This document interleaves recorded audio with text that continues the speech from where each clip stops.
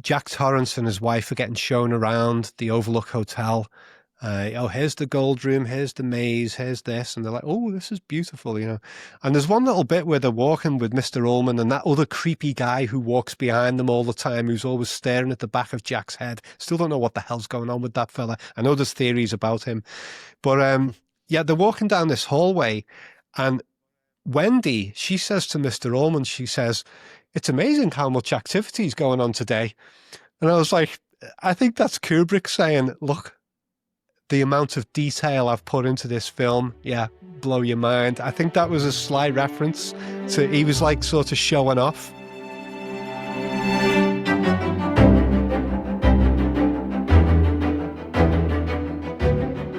Hello, and welcome to the Will Spencer Podcast. This is a weekly interview show where I sit down and talk with authors, thought leaders, and influencers who help us understand our changing world. New episodes drop every week.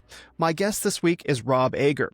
Rob is a culture, film, and video game critic with more than 280,000 subscribers on YouTube. His content focuses on in-depth analysis of classic films by directors such as Stanley Kubrick, Steven Spielberg, Christopher Nolan, and more. Rob broke away from a childhood of impoverishment in Liverpool, England, via self-education, and has worked in the fields of computer animation, social work, and filmmaking. His videos have been viewed 40 million times by viewers around the world who, like me, appreciate his sharp mind, attention to detail, and commitment to creating an educated, movie-going audience. Rob Ager, welcome to the Will Spencer Podcast. Thanks for inviting me on, and thanks for a lovely intro there. That was a very flattering summary. Thanks. Well, thank you. We were talking a little bit before the interview, and I was preparing for this conversation and just going through your YouTube channel. And as I mentioned, I think I've probably watched your videos more than any other channel on YouTube. I was surprised to see how many of your videos, which can be quite long, I was surprised to see how many of them I've watched in full. So thank you so much for your work and the education that you've offered to me. That's great. Thanks very much. Yeah. So to help introduce the viewers to you and to your work, maybe you can give a bit of background about how you got into doing in-depth film analysis on YouTube. I shared a little bit of your upbringing and background, but how did you get into this line specifically? Well, I'll give you a slightly different explanation to what I've given to other podcasters, because I don't want to repeat the same thing that's been said many times before. So I'll go down a slightly different route on this one.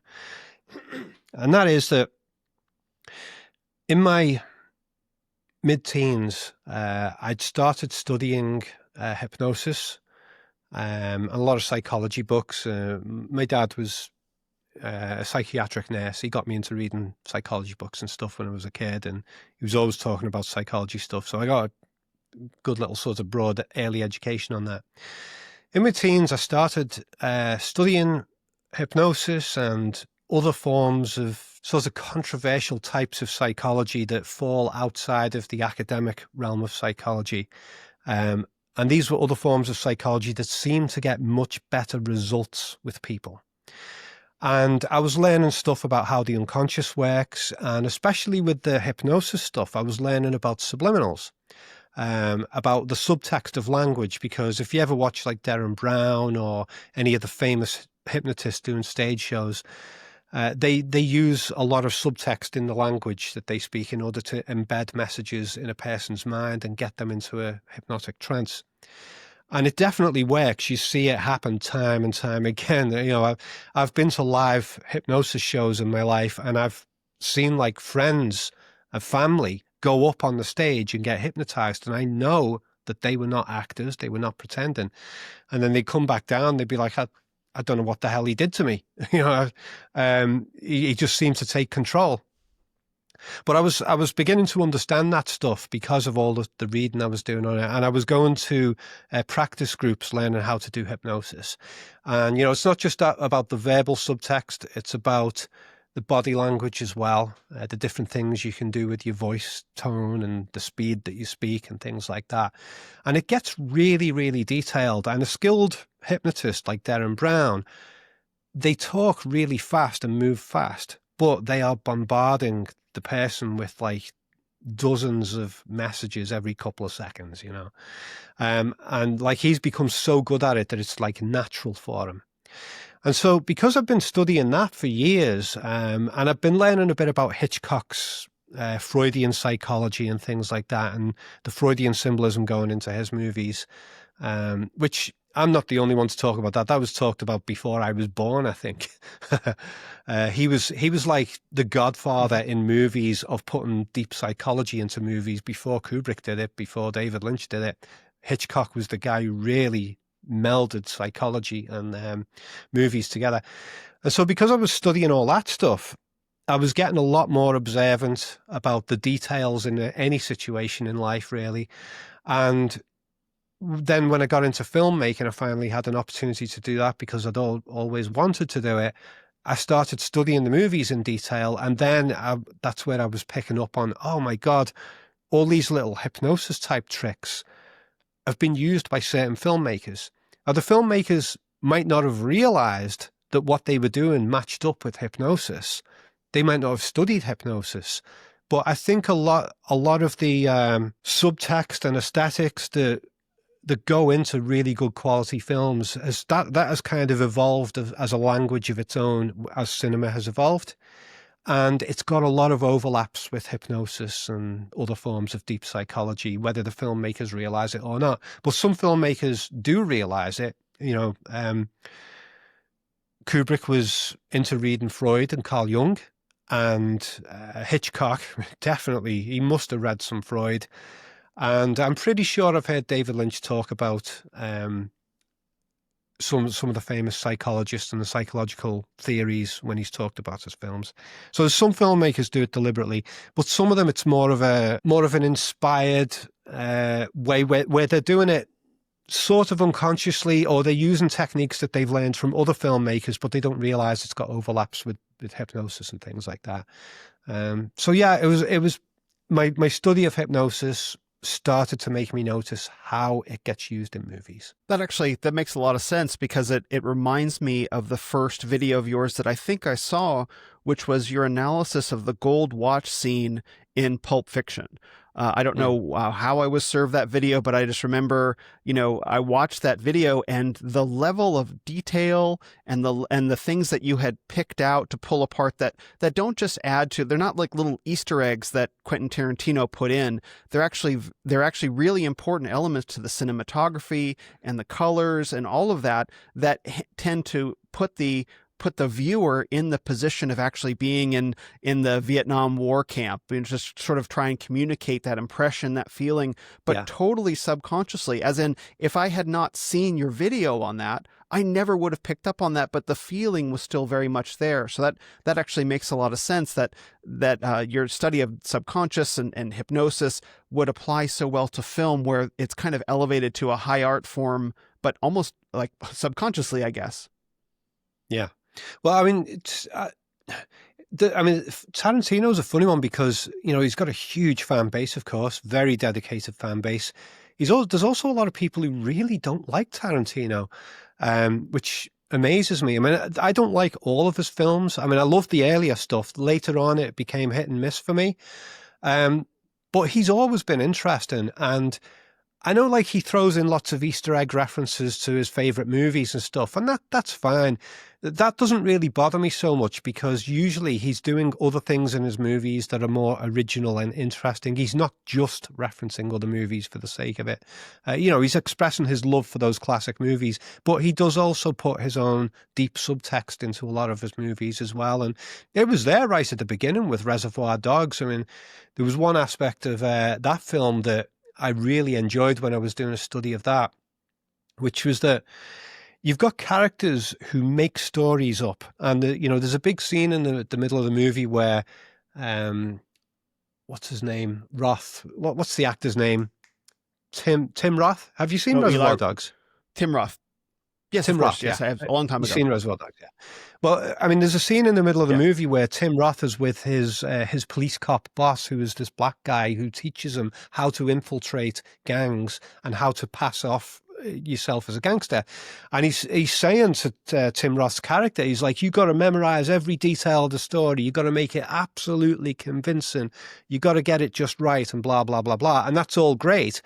But when you study the other scenes with the other gangsters in the film, they've got that going on as well. They are always telling stories about things that happened, and they are exaggerating and fabricating just like he is. I love that aspect of the film. And there was a little scene where I think there's 4 of them sat in the car and they're preparing for this robbery that they're going to do. And Tim Roth is sat in the back of the car.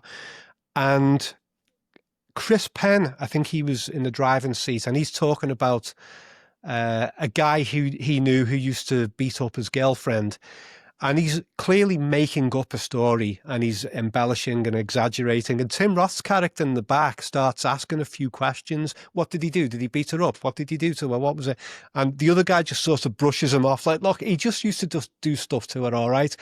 And it was like, yeah, Tim Roth's character is just sussed out that he's making things up. So that's a fantastic aspect of Reservoir Dogs. When I stumbled across that, I was like, yeah, Tarantino's good.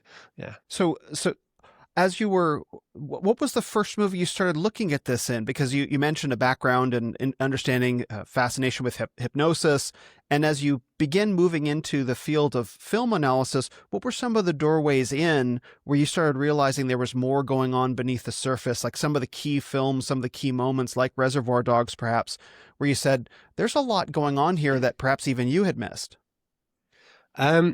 The earliest examples of that were from like quite early in my childhood, things that my dad had pointed out in a couple of movies, because he didn't get into movies the level that I do now, nothing near it, but occasionally he picked up on some powerful things. He was quite observant, my dad, and he knew a lot of psychology.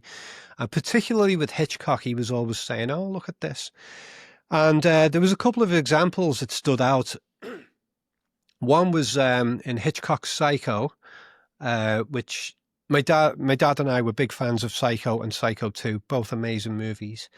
And in Psycho 1, my dad had pointed out how when Marion Crane, who is the girl who gets murdered in the shower halfway through the movie, not long before she gets murdered, she's driving her car on the road at night in the rain, and she's hearing voices in her head because she stole some money. And she's hearing the voices of her boss, the cops, and what they might be saying about her and how they're going to catch her and how long it's going to take them to figure out how much money she got and stuff like that. And so she's basically hallucinating voices, just like Norman Bates does with his own mother. I was like, so she's psycho as well in a way. Okay, so there was that.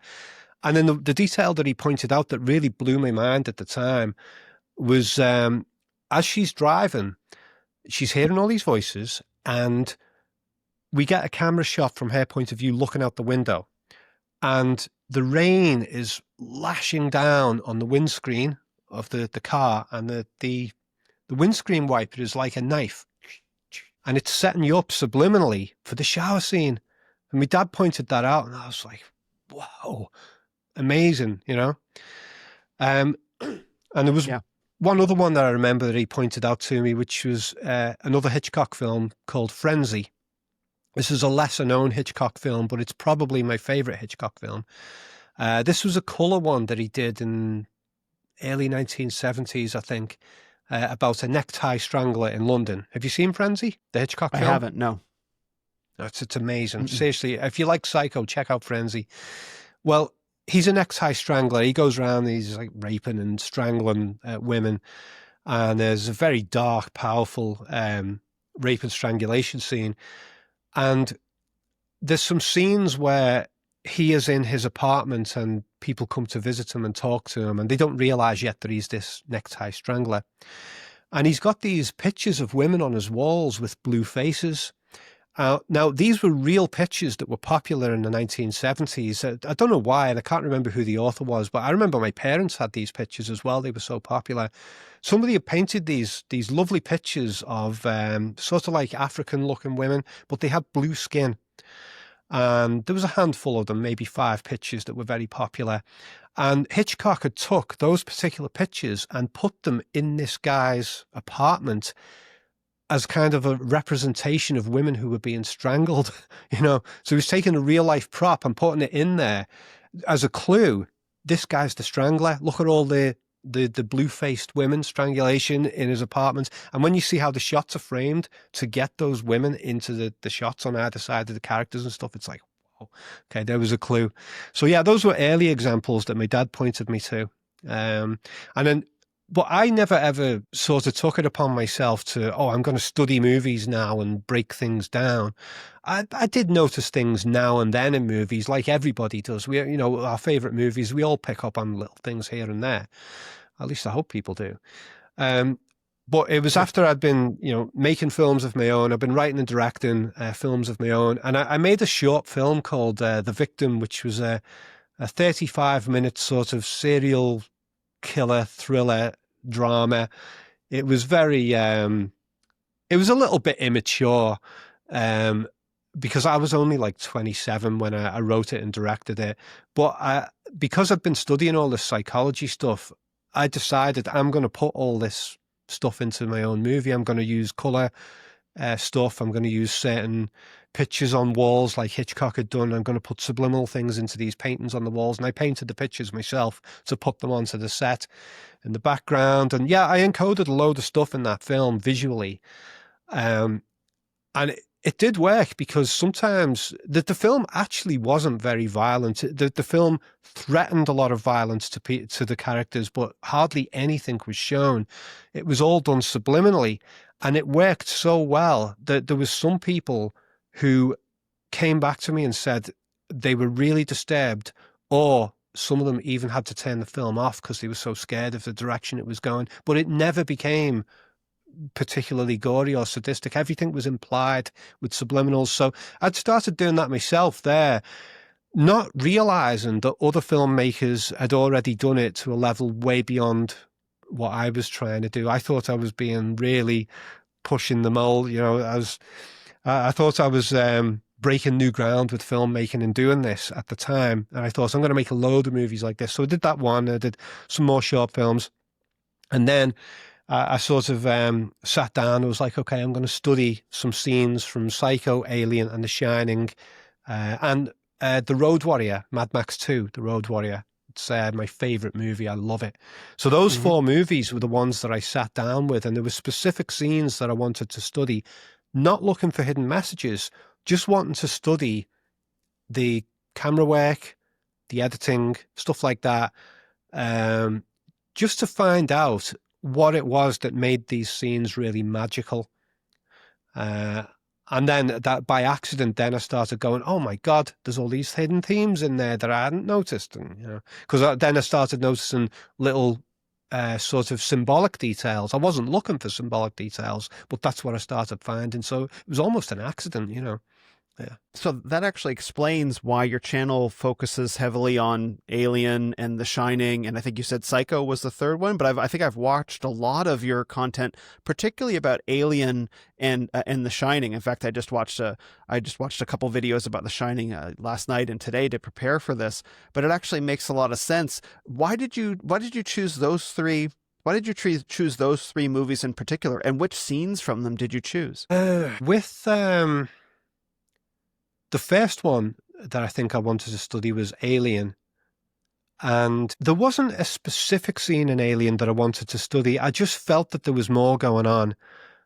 I was like, why is this film so mesmerizing? I mean, I could put that film on any time and just get right into it and just dive into that world anytime. It's never boring, even though it's a slow movie. I knew that there was hypnotic stuff going on with the soundtrack and the slowness and the lighting and stuff like that.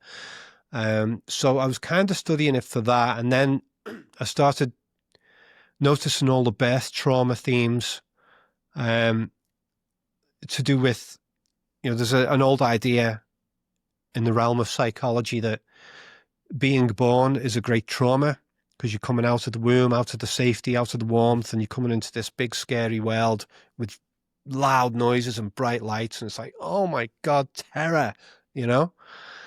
And the idea is that from the field of psychology, and this goes way back to something like the 1940s or something, this was first written about in psychology books, the idea that we each carry with us an unconscious memory of our own birth that is traumatic, and we carry with us a lifelong desire to return to the comfort of the womb. We love cuddling up under blankets, and we like warm, soft spaces and stuff like that. We want to get back to the womb, And I started noticing in the movie Alien that there was a lot of stuff to do with that.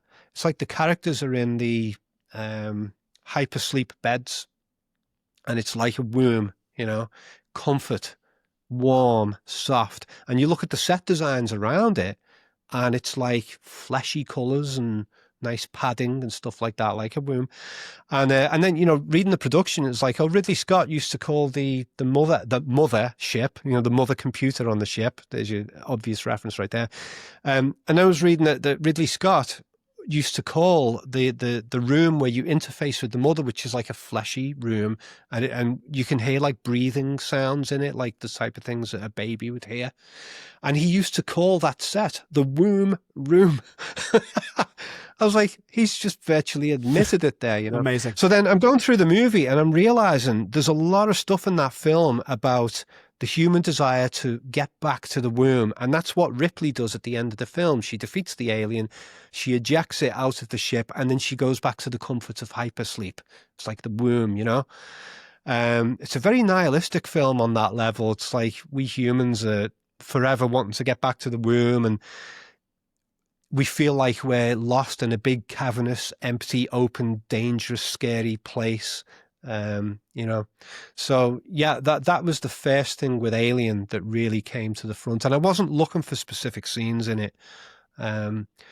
Then I was looking at, I think The Shining was the second one I looked at, and I was specifically interested in the scene where Jack Nicholson and Shelley Duvall argue, and she ends up batting him on the head and knocking him down the stairs, because that's a long scene, and it's really good acting from both of them, and it's a fantastic, engaging scene, and the lighting from those windows is so hypnotic and stuff like that.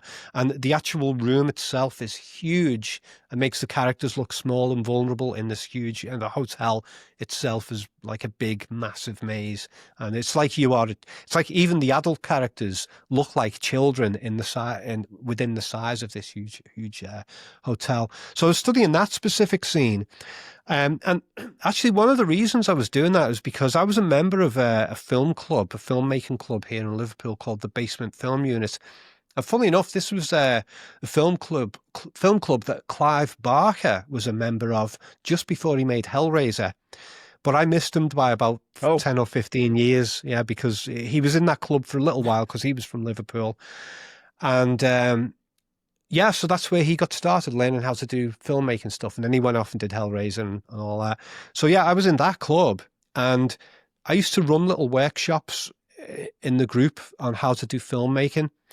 And one of the ones I did was I wanted to sit down with everyone in the room and say, let's take a classic scene from a movie, and we're going to sit and watch it, and we're going to pause it, I'm going to talk about it, I'm going to let it play, I'm going to pause it, point a few things out.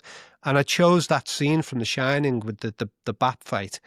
I spent about half an hour with the audience in that room going through that scene and breaking down little detail, and they really enjoyed it. But at that point, I didn't think that there was any other subtext in The Shining. I was just interested in the craft of how Kubrick directed it.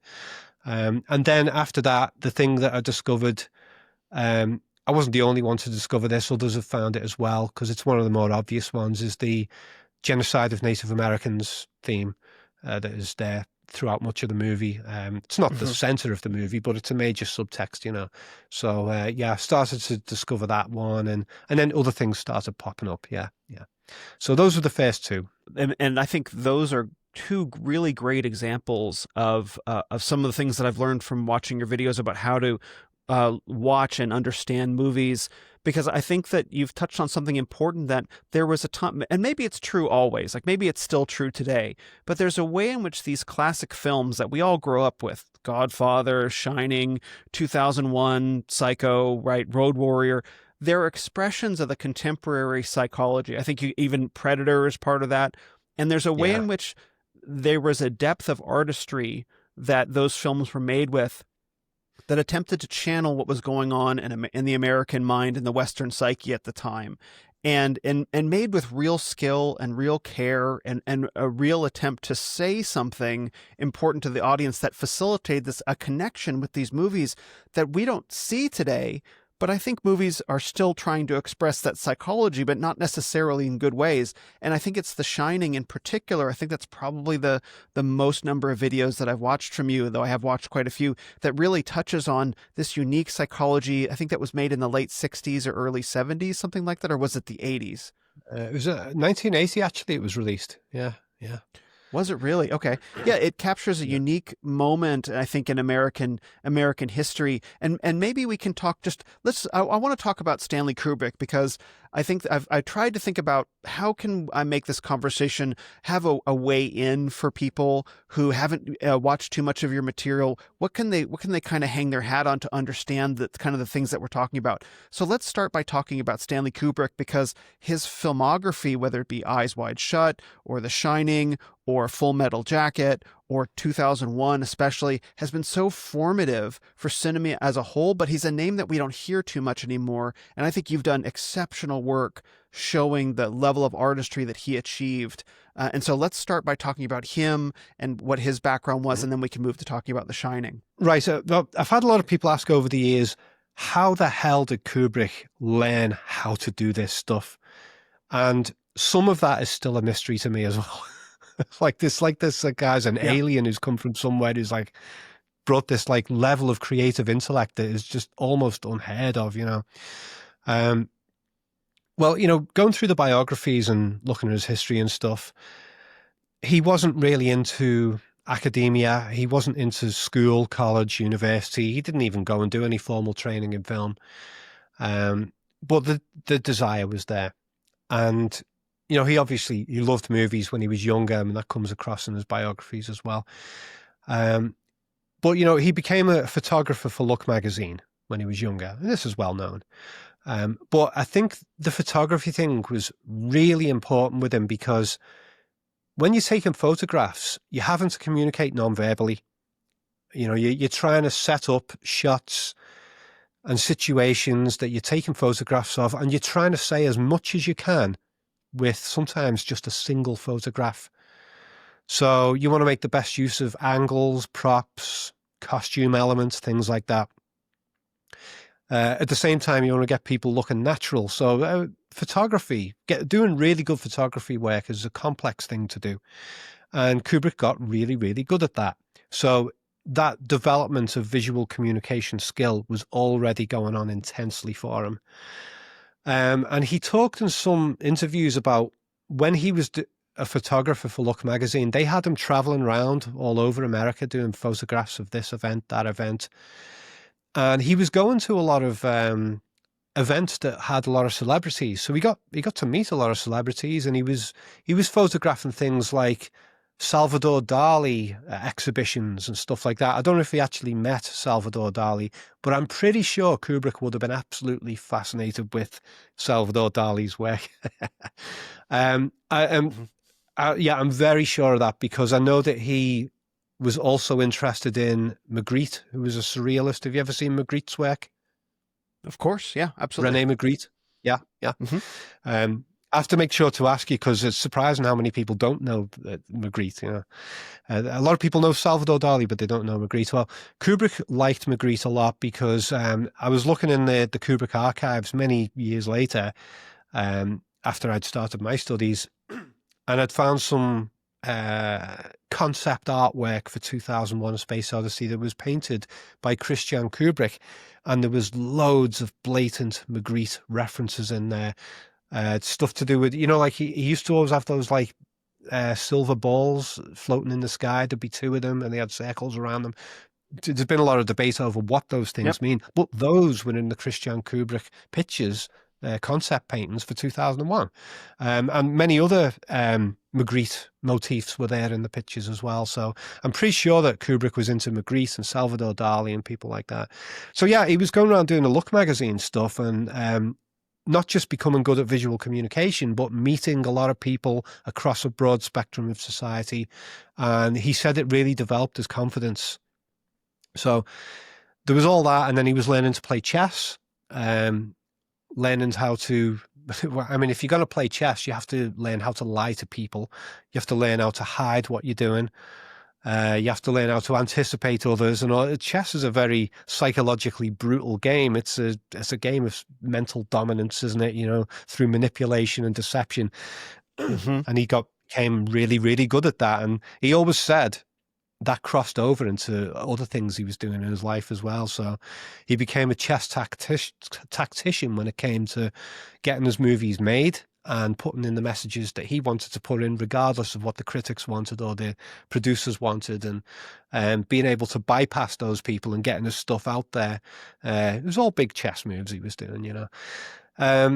But as for the very, very specific forms of visual encoding that he was doing, I'm not totally sure exactly how he came up with that.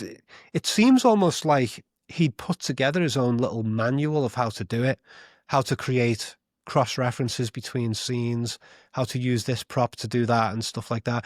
Maybe it was simply a case that lots of other filmmakers had been doing that stuff, but only in bits and pieces here and there.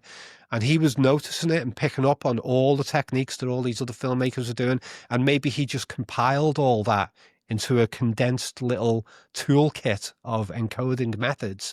And then he's like, right, I'm going to take this next level.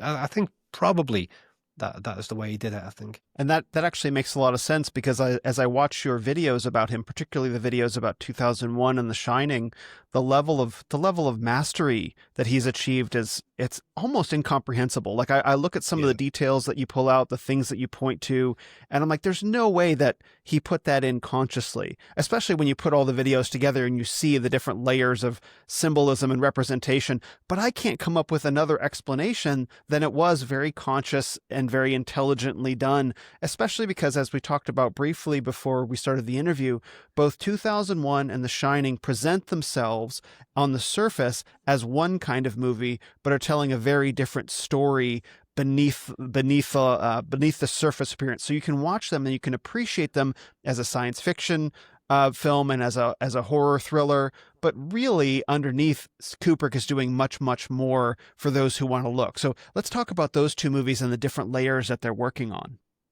Yeah. Okay. There's a funny little moment in The Shining that I'd never really picked up on the significance of this line until recently, and I was like,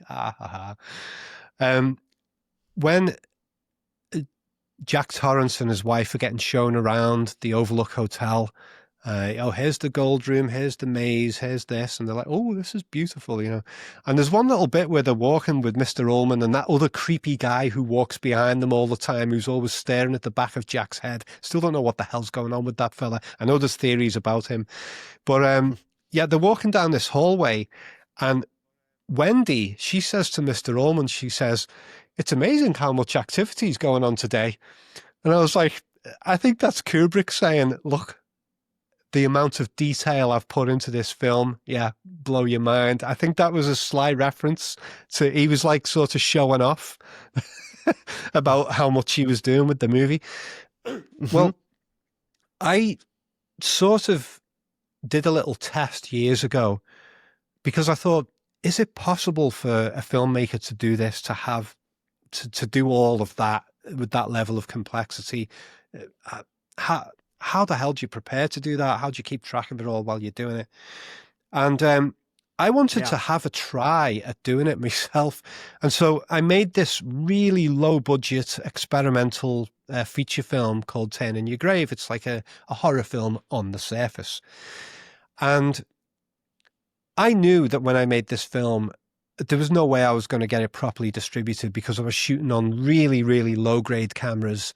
There's no way the cinema chains would be like, oh yeah, we're going to show this film that looks like it's been shot on home video. But I was like, it's the only way I'm ever going to get a feature film made and have that level of creative control is to just say, to hell with all of the technical perfection. I'm just going to go all out for the symbolism stuff, and I'm just going to use cheap cameras to do it. So I did that.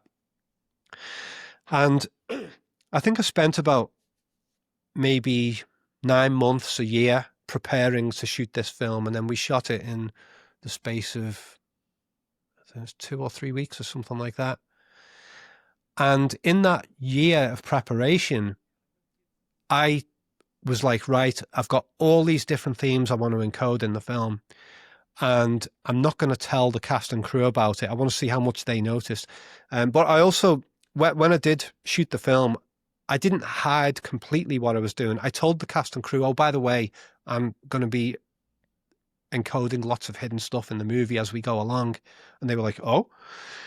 And I said, maybe you guys can figure it out as we're filming it, because I wanted to do ad-lib scenes with the actors, and I wanted the actors to be responding to what they were noticing about how I was making the film. So this was getting into some meta territory stuff. And so that was all fun to do. But when I was preparing to shoot the film, I was storyboarding things, and I was getting props together and costumes and things like that. I was making a lot of props for the film, and there was a lot of monster characters in the film with like these creepy masks and stuff, and I had this whole team of people making these monster masks, and I was designing them on paper, and I was encoding all kinds of hidden details in the monster masks and things, and having these artists make the masks. And whether they understood what they were making, I don't know. Hardly any of them came back and asked, what's this detail all about, But I had all these charts up on my walls where I'd written down dozens of different themes and hidden concepts that I wanted to be in the film, and I had them all cross-referenced. It was like a huge mind map, and I had multiple charts of this. So when it came to shoot the film, all of that stuff, I'd memorized most of it. I'd spent so long preparing it and memorizing all these themes that when it came to the actual shoot, I was able to encode tons and tons of detail just off the cuff. I would never have been able to do that without the preparation. And when you look at, I'm not comparing myself to Kubrick as a filmmaker at all. This was an experiment that I did. And, the film, in the end, some people watch it and go, that's utter crap. And other people watch it and go, I've never seen anything like that before. I don't know what to make of it. Some people really liked this, some people really hated it, and so on. But the one thing I always got from people was that it was an unusual experience. They'd never seen anything like it. One friend of mine actually said, never mind Eraserhead, this film f***ed my head up way more than Eraserhead by David Lynch. I was like, whoa, okay, because I thought Eraserhead was a real mind. So yeah, I did that as an experiment to see how hard it is to do this kind of encoding in a movie. And it wasn't nearly as hard as I thought it would be to do, as long as you do all the preparation in advance and memorize what you're doing. And when you look at Kubrick's productions, he wasn't spending 1 year preparing to make a movie. He was spending many years preparing, and he was doing it with a great deal more resources than I had, and with a great deal more experience and knowledge than I had. So I think, by the time he shot the films, he'd done so much preparation, and he'd already conceived all of this complexity for the films. And he must have slowly developed it during the production. So, I'll add this concept in. Oh, I could also add that one. And he just keeps layering it and layering it and layering it. By the time he gets to the shoot, it's like he can just make it. And everyone on the crew doesn't have the slightest clue what the hell he's doing. And when I shot my film and used that kind of technique, most of the cast and crew had no clue what the hell I was doing. Even though I told them to look for it, they still couldn't figure a lot of it out. Yeah. So that's really incredible, and I think it points to a question that I think is underlying a lot of this. I think I touched on some of it earlier. The power of film. I touched on it before we started recording. The power of film as an artistic medium. I think movies are the most powerful artistic medium available. I think books will probably ultimately have a longer lasting impact than film will, especially because film was really only excellent for like 50 or so years, and books, of course, last forever. But I think movies have a particular way of manipulating our consciousness through hypnosis, but also through the ability to layer symbols and sounds and performances and subtleties of all of that. And I hadn't realized just how much lands on the responsibility of the director. We hear all about directors with gigantic egos, right? And we hear about that, but we don't really understand why. But here you have big budget Hollywood directors that are given the responsibility for managing hundreds of millions of dollars and dozens of other egos like actors and other production professionals to produce something that achieves at the highest level. So maybe you can unpack a little bit for people who will never direct a film. I directed and produced a documentary film in 2021, and it never ultimately became what I wanted it to do. But I did get to see the amount of power and responsibility that's invested into the director of a film and producer as well. So maybe you can unpack, just for the listeners, the sort of things a director has to do, just how creatively powerful that role is. Yeah. Well, in terms of being involved in film shoots myself, I wrote and directed and edited and produced. I think it's important to do all of the different roles because when you have to do all of the roles, you learn how to cross-reference the skills from each of those roles. Whereas a lot of people go into the film industry and they just specialize in one area, and outside of that, they just get told what to do. So they don't really get to mentally branch out into all the different nuances of filmmaking. But when you're doing low budget stuff where you are in charge of the creativity on all aspects of it and the practicalities of production, I think the learning process there is much, much stronger. And a lot of the best filmmakers, they multitask in that way. Scorsese, great producer, great writer, great director. Hitchcock would get involved in everything. Kubrick did. David Lynch. Most of these great directors, they're not just directors. They get involved in everything else, the writing and all that kind of stuff. So I think that's a key thing. Excuse me. A little drink of water here before we continue. Mm-hmm. Yeah, go ahead. Another sort of aspect of it is that it takes a really strong level of confidence to take on all those roles. You have to be egotistic to do it because it's insane. It's like, I mean, I know for me, I had other filmmakers saying, what you're doing here is so insanely ambitious. Like, you've never made a film, you've never been on a film set before. I'd never been on anybody's film shoot. And I dove straight in directing and writing and editing and producing a 35-minute short film, not like a 2-minute short film, not a 10-minute one, a 35-minute with a crew of about 30 people. And we took a week to shoot that film. And I learned so much just in that 1 week because you just dive in at the deep end and you learn super fast. It's good to jump in and make huge mistakes quickly so that you learn quickly. I mean, I didn't even know what a master shot was on the first day of shooting until one of the actors said, "Are you going to do a master shot?" And I was like, "What's that?" And he's like, "Oh, well, that's like a wide coverage shot that gets everything in and then you can edit away to the other small things." And I was like, didn't even know that. So then I've learned that the first day, master shot, okay. And I was picking up things every day. And within 7 days, my knowledge of filmmaking went from fuck all to, oh, now I'm not too bad at this, you know. But yeah, you have to have a strong ego to even take the risk of doing that. But people are afraid of criticism and people are afraid of failure. But I think you have to take the approach of like a kid playing with toys. You know, a kid playing with Lego isn't like, oh, I'm not going to build something because somebody might not like what I build. They just experiment and play. And they as they do it, they learn, oh, I can do this, I can do that. And they build it up and build it up. And the lack of self-consciousness allows them to learn and grow. And as we get older, and we've faced so many situations in life where people have criticized and pointed and said, oh, you thought you could do this, but you actually couldn't, ha ha ha. People get knocked down by that fear of humiliation and fear of failure, fear of being seen as a failure and so on. And I think that really restricts most people's creativity. And so in order to do that kind of work, where you're just going out there and taking on way more than you can chew in the hope that you'll actually finish it and do it and, you know, produce something decent, I've said that you have to have a big ego, but maybe not. I think you just have to have a level of humility where you stop caring whether people like it or not. You stop caring whether you're going to be seen as a failure.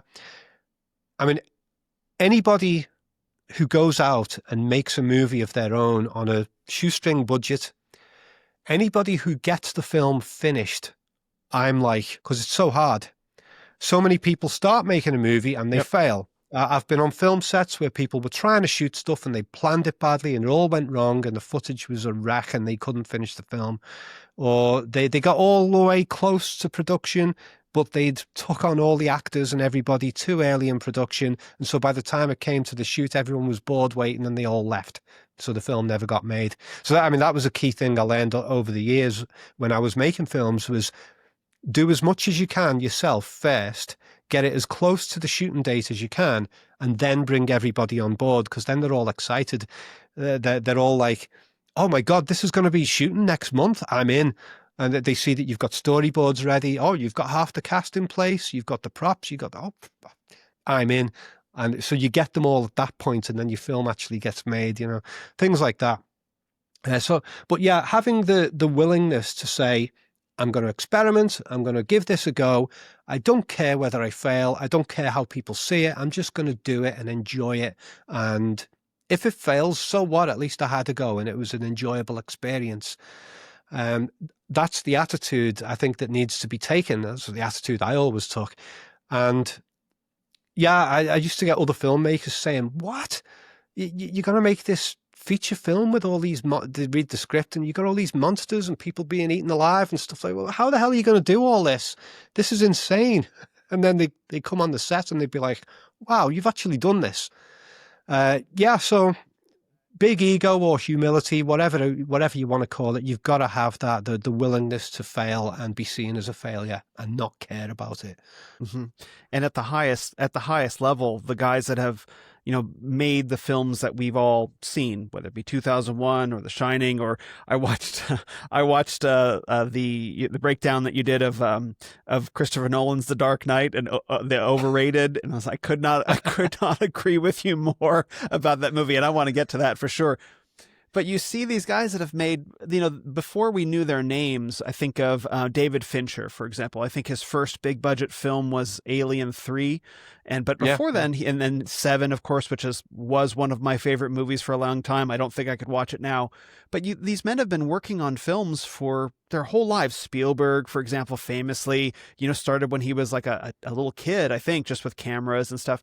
And so they've developed that courage and that process and that familiarity with all the different aspects of it, so that when they finally get invested with a multi-million-dollar big budget Hollywood feature, that this has come over years of developing proficiency to be able to trust their own creative vision, to be able to manage other people with egos of their own. And essentially they have their own process in place so that they know, like you discovered, that when they start on day one, their process of getting prepared for that has already been going on for months or potentially even years to develop the product. And I don't think we have a good sense of the significance, the power that's in the hand of directors today. We feel it when it works, but we don't really understand why. And I think that was a beautiful breakdown you gave right there. Yeah, thanks. Yeah.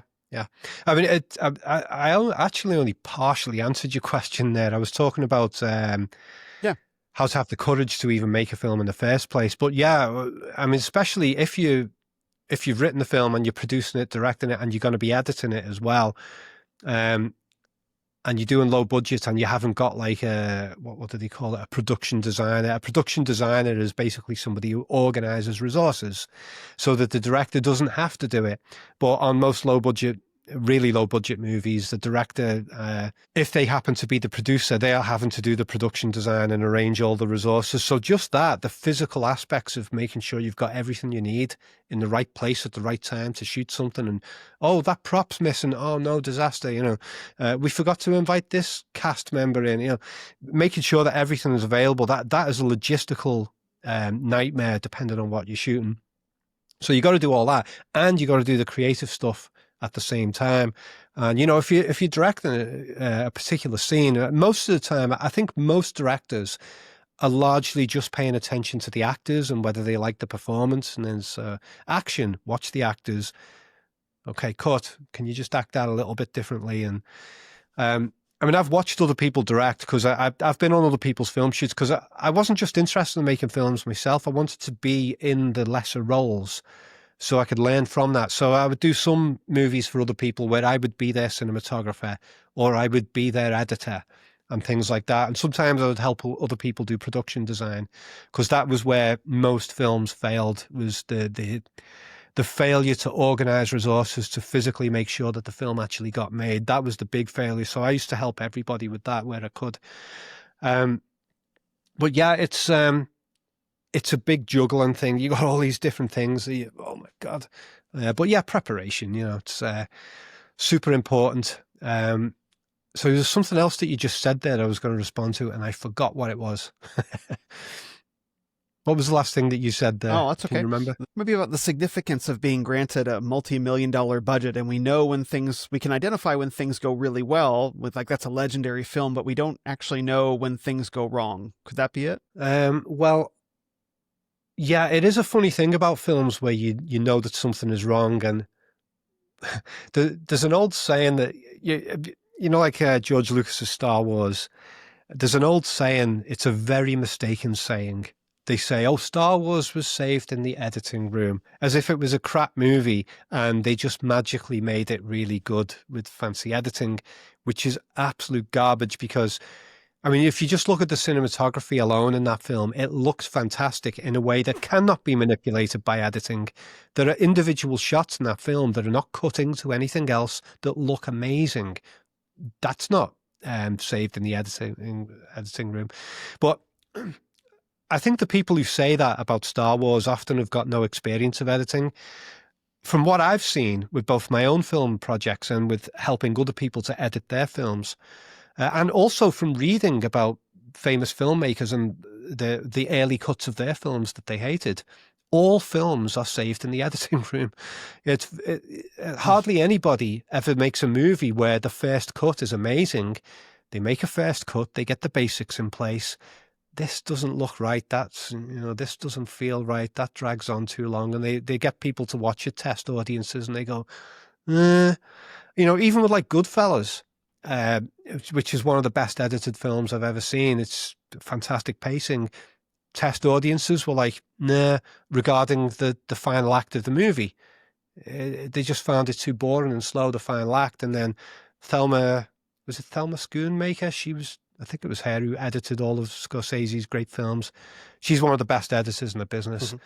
Mm-hmm. She got hold of that ending and she changed it all and she put in faster pace, threw all kinds of songs in and stuff like that, and just really speeded it up and condensed the whole ending. And then the audiences were much better with it, So on that level, you could say, oh, Goodfellas was saved in the editing room. But I think all movies are saved in the editing room.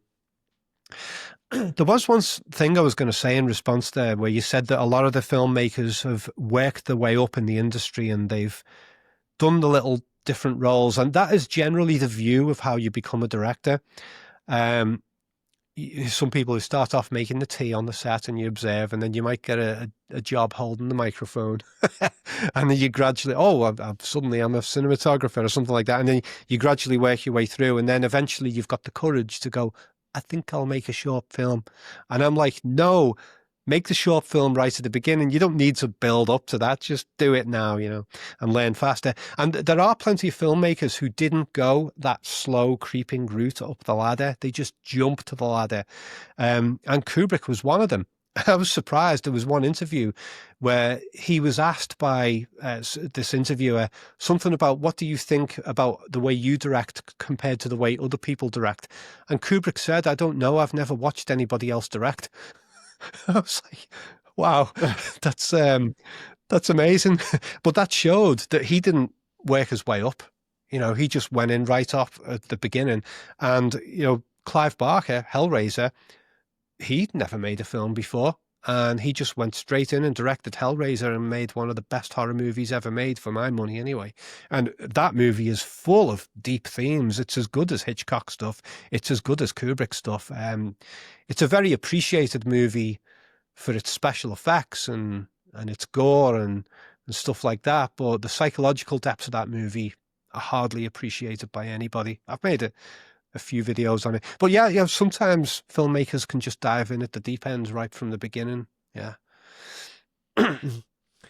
So I wanted to bring this back to Stanley Kubrick and say, and maybe we can talk a little bit about some of the level of detail, some of the things that are going on in The Shining. So what I learned from watching your movies, from watching your videos, is The Shining presents itself as a horror film. It borrows from Stephen King's book The Shining, but it borrows quite liberally from it, and then kind of throws away a lot of the more supernatural aspects of what Stephen King generally does.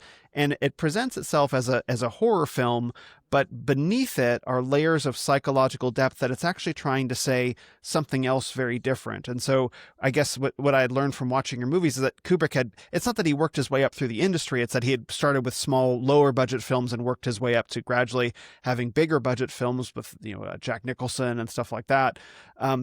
But I want to talk about The Shining specifically because there is so much going on in that movie that if you just watch the movie, this is a really scary movie. Jack Nicholson's performance is incredible. There's the gore and the horror and all these different aspects of it. But upon multiple watchings, there are things that begin to surface. The one that comes to mind right now is the spatial disorientation. That was something that I was like, oh, wow, that's right, where it creates this impression of unease that you can't quite put your finger on, but that it's there because there are angles that are impossible. And maybe we can start talking about some of the layered details in The Shining that communicate there's more going on than just a horror film. Yeah. Well, I mean, with my work, I had already done some videos on The Shining in the early days of YouTube, and they did okay, and they caught on a little bit. But it was when I did the video on the set design stuff, that one just exploded, and I got a massive increase in subscribers from that one. But funnily enough, it wasn't me who discovered it.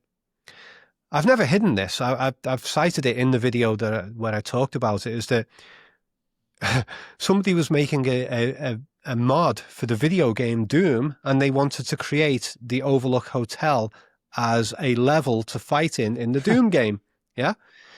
And when they were trying to do that, they were like, hang on, this doesn't make sense. Where does that hallway doesn't match up? There's a window there that shouldn't be there in Ullman's office.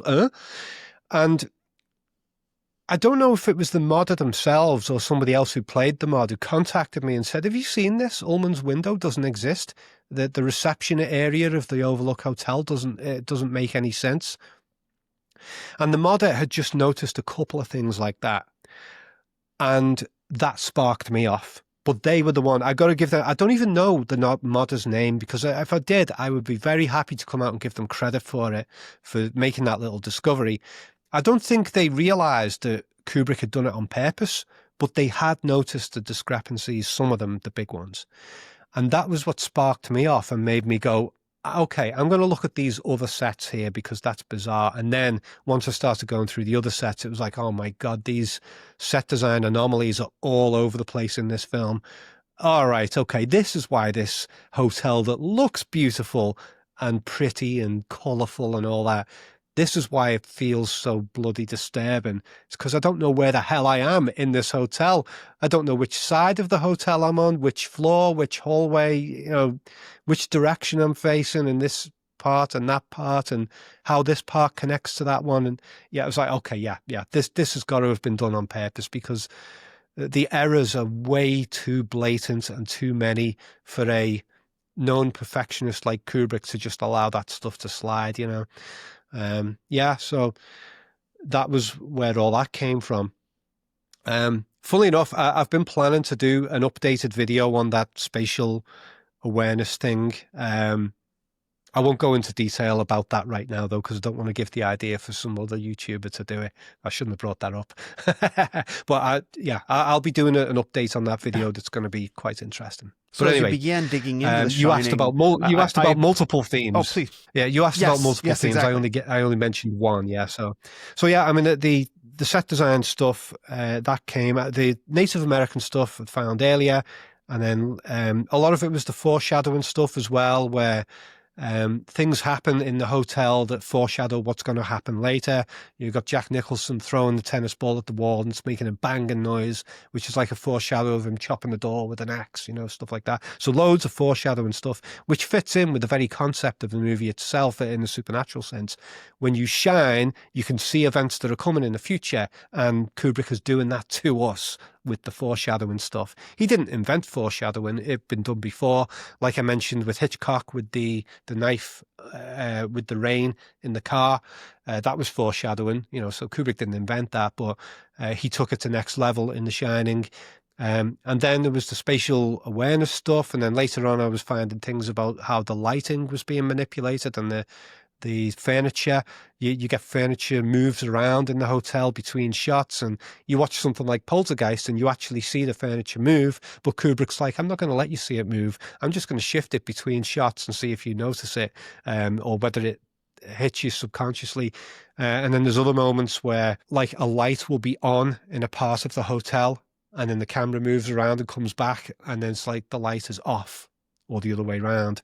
A really good example of that is Wendy finds the dead body of Halloran, and she creeps down the hallway and it's dark.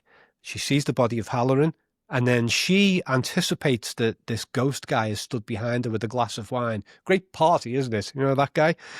And she sort of screams before she even goes and looks at him. So it's like she's anticipated that he's there. And when she spins around and looks at him, suddenly the light is on above the guy. That hallway was dark a few seconds before. So you've got lights going on and off in different parts of the hotel between shots. Whereas you watch things like Poltergeist. I mean, I love Poltergeist. I think it's an amazing horror movie. But most horror movies do these things in a very obvious, conscious way. Oh my God, the lights flickered while we were playing with the Ouija board. And Kubrick's like, no, I'm going to do it in a way that you cannot consciously notice it, and it's just going to affect you subliminally underneath. So yeah, all these layers over the years just been discovered. It is mind-boggling. But I have this thing where I've got a little bit of a frustration with The Shining, because I want people to take as much interest in other Kubrick movies as they do in The Shining, but it doesn't seem to be happening. I mean, I think 2001: A Space Odyssey is every bit as deep. I would say 2001 is probably my favorite Kubrick film. It's not The Shining. And I love Clockwork Orange as well, but hardly anybody talks about it. That's a very deep film. Very challenging, and Full Metal Jacket doesn't get appreciated for its depths. So for some reason, The Shining has really, really connected with tons of people in terms of subliminal stuff, and it's done it in a way that Kubrick's other films haven't managed to do, and I'm still not totally sure why that is.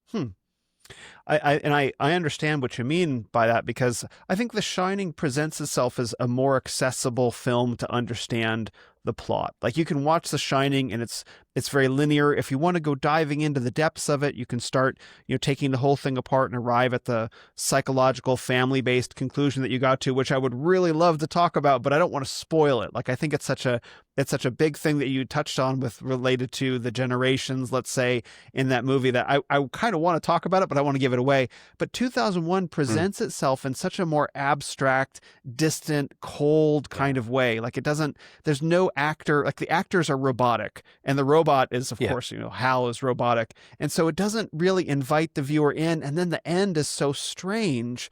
And so we have the Star Child, and you have the astronaut in the bed aging, and it was that, but you took all that apart as well. Again, you've done so much work on this that's helped me see movies and these movies in a new way. I don't want to spoil it for people, but maybe you can talk a little bit about why people should be giving 2001 another chance, and maybe some of the lens that you view that film through. Well, first of all, I think you're absolutely right in your summation of why people relate to The Shining more than Kubrick's other films. I didn't think to put it that way myself, but I think you're right. It's a very accessible, straightforward ghost story narrative on the surface.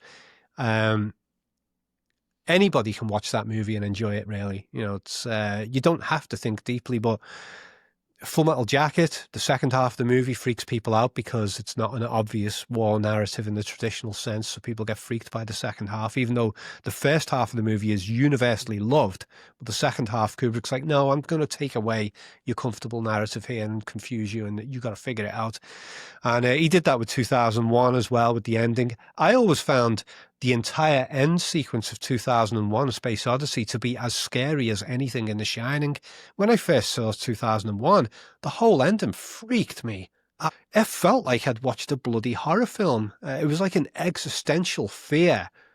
Yeah. Where the hell am I? Where's the narrative? I felt like I was lost in the void with that ending. It freaked me out. And I watched it loads of times trying to figure it out when I was younger, but I didn't have the perceptual skill set to suss it out at the time. Eyes Wide Shut freaks people as well, because it's like, oh, here's a bunch of elitists doing these orgies, and audiences are like, oh, hang on, is Kubrick saying this is real? I don't want this to be real. And they'd run away from it, you know. Clockwork Orange gets way too political, freaks people out, and the level of sadistic violence and stuff in it is too much for people to take. I actually don't think Clockwork Orange is that violent a film. In terms of what's actually shown in the violence, there's much worse movies out there, way worse. I mean, Tarantino's movies are far more violent than Clockwork Orange, but Clockwork Orange hits people with a sort of psychological violence that disturbs people a great deal more, because it involves a lot of humiliation and stuff like that. You know, Alex, the lead character, he beats and rapes people, and he enjoys it so much. And he likes to humiliate his victims. People don't like humiliation in violence with movies. When you see a character who's being nasty to other people in the movie, is doing violent things, and they are laughing as they do it, or especially critics as well hate that. A really good example of that is Dirty Harry, you know, the Clint Eastwood. The villain character in that was amazing, but he took such sadistic glee in what he did in that film that a lot of critics were really, really upset by it. And it's that always confuses me, because I'm like, what? So if the criminal does something nasty to someone and they're not laughing about it, that somehow makes it less disturbing. To me, it doesn't. But yeah, Clockwork Orange had that humiliation combined with violence that people can't handle. So yeah, I think you're absolutely right there about the Shining's appeal, because its surface narrative is very accessible, even though it's such a bloody scary film in certain places, you know. Sorry, there was another direction we were going in with that stuff. Oh, you wanted to discuss 2001: About Space 2001. Odyssey. Yeah. After I did the early videos on Alien and The Shining and Psycho and The Road Warrior, and there was a few others, and I think at that point the channel had boosted up to about maybe 10 or 15,000 subscribers very quickly within the first month or so of posting the stuff. And then I started getting all these people, please do 2001: A Space Odyssey. I was like, okay, I can understand why they're asking this one. That's a real mind of a movie. And I was like, oh, can't you ask me to do something easier? And then it was basically, I was amazed how quickly the 2001 understanding broke through when I sat down on purpose to do it, because I sat down with pen and paper and I'm like, right, I'm going to go through this movie. I'm going to write down all of the visual motifs that I'm seeing and the symbols that I can notice. And then I'm going to cross-reference it all at the end and try and figure it out. And hopefully I'll get there. The very first thing that I wrote down broke through the core, the surface narrative. And that was, the movie starts out, you've got a plain black screen where you've got all this music playing. What do they call it? There's a lot of movies used to have this, where they would start off with a black screen playing some overture, like an overture of music at the beginning of the movie. I think that Oliver, 1968, the musical film, had that at the start. They play a chunk of music and then they go into the film. A lot of movies used to have that. So Kubrick did it with 2001: A Space Odyssey, and it was just a black screen. And I'm sat in there and I'm like, why the hell is he showing us this music with a black screen? As soon as I asked that question, it was like, oh my God, black screen, rectangle, monolith. Oh,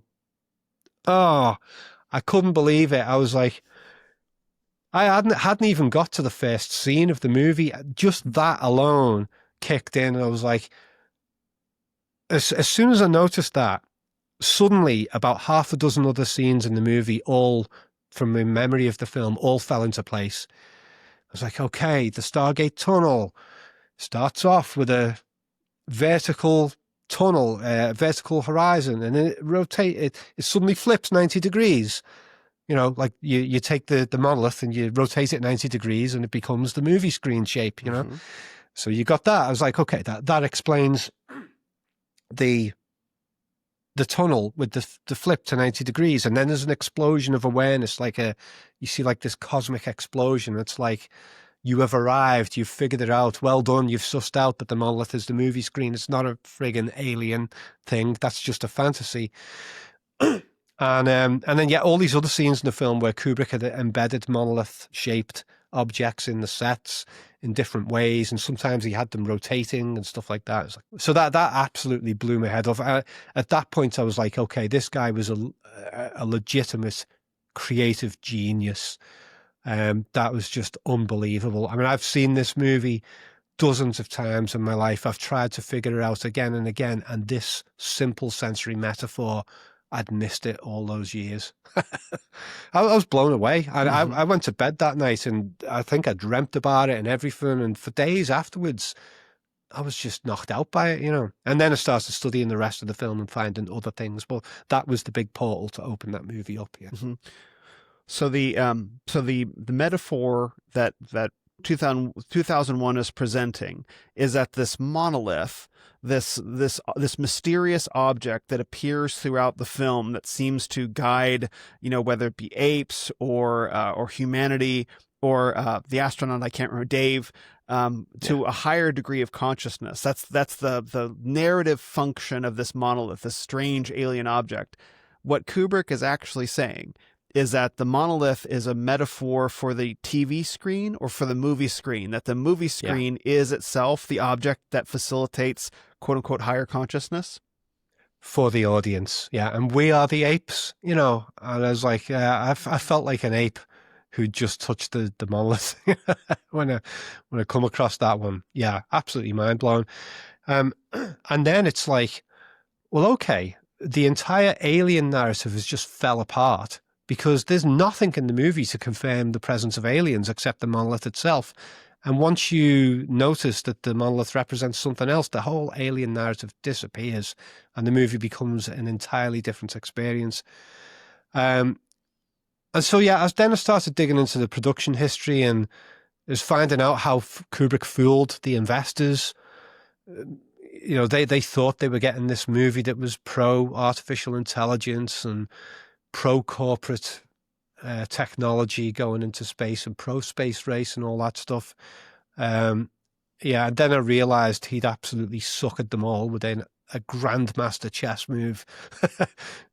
Yeah, I won't go on about that because I've talked about it in other videos. But yeah, still to this day, I consider that to be the greatest chess move that Kubrick ever made. In all of his stuff that I've studied, that manipulation of the 2001 narrative just by having the monolith flip it, 90 degrees and the whole movie suddenly changes. Yeah, it's ultimate chess move. But after that, I started to get a different understanding of Kubrick films, because up until that point, I was familiar with The Shining, Full Metal Jacket, and to a lesser extent, Clockwork Orange, which I always just viewed as funny. I just thought Clockwork Orange was absolutely hilarious. I never had thought about it deeply. So I was familiar with those. Full Metal Jacket, The Shining, 2001. And I hadn't even seen Eyes Wide Shut at that point. I think it was just those three Kubrick films that I really knew quite well, or at least I'd seen them lots of times. I hadn't studied them. But I hadn't seen Eyes Wide Shut because I'd heard from everybody that it was crap, so I didn't watch it. And plus, Kubrick took so long to make it after Full Metal Jacket that Kubrick had fallen off my radar anyway. And then he died after Eyes Wide Shut was released. And the trailer for Eyes Wide Shut didn't grab me. I was like, okay, Tom Cruise and Nicole Kidman getting it on. Big deal. There's porn. What the hell do I need to watch that for? I'm not really interested. So I'd ignored Eyes Wide Shut. And then after I'd started finding these things in The Shining and 2001 Space Odyssey, then it was like, what else has Kubrick made? I think I'll go and watch that Eyes Wide Shut film. And then it's like, oh my God, he's got all this elitism stuff with these secret societies. And I'd never been exposed to that stuff before. I barely knew anything. I didn't even know what Freemasons were or anything like that. So that freaked me out. And I was like, okay, there's more going on with this Kubrick guy. He was trying to tell us things about various things with the world and stuff like that, you know. And then I went and watched Dr. Strangelove. Have you seen that? Yeah. No, Have I you seen haven't. Dr. That's one of the Strangelove? ones that I know I need to watch. When you watch that one, Yeah. it becomes absolutely clear that Kubrick was extremely political and that he really had it in for the elites and the establishment. He hated them. When you watch Dr. Strangelove, it's so blatant. And the movie makes a total mockery of the CIA, the Pentagon, the top military officials who were pushing the Cold War and all these Megadeth scenarios. You know, the band Megadeth get their name from the term Megadeth that was used by these warmongers. They used to set out in their documentation. The documentation was bloody public as well, which freaked out the enemy. And they would talk about all these different nuclear war scenarios. Oh, if we attack in this way, we end up with 20 megadeaths, which means 20 million dead. But if we attack in that way, it results in 150 megadeaths. That's not acceptable. But this way over here, if we do that one, we only end up with 10 megadeaths. That's acceptable, isn't it? 10 million dead, you know? These people were lunatics, and Kubrick had been reading all of their stuff, and he made the Dr. Strangelove movie to show how insane and stupid they were.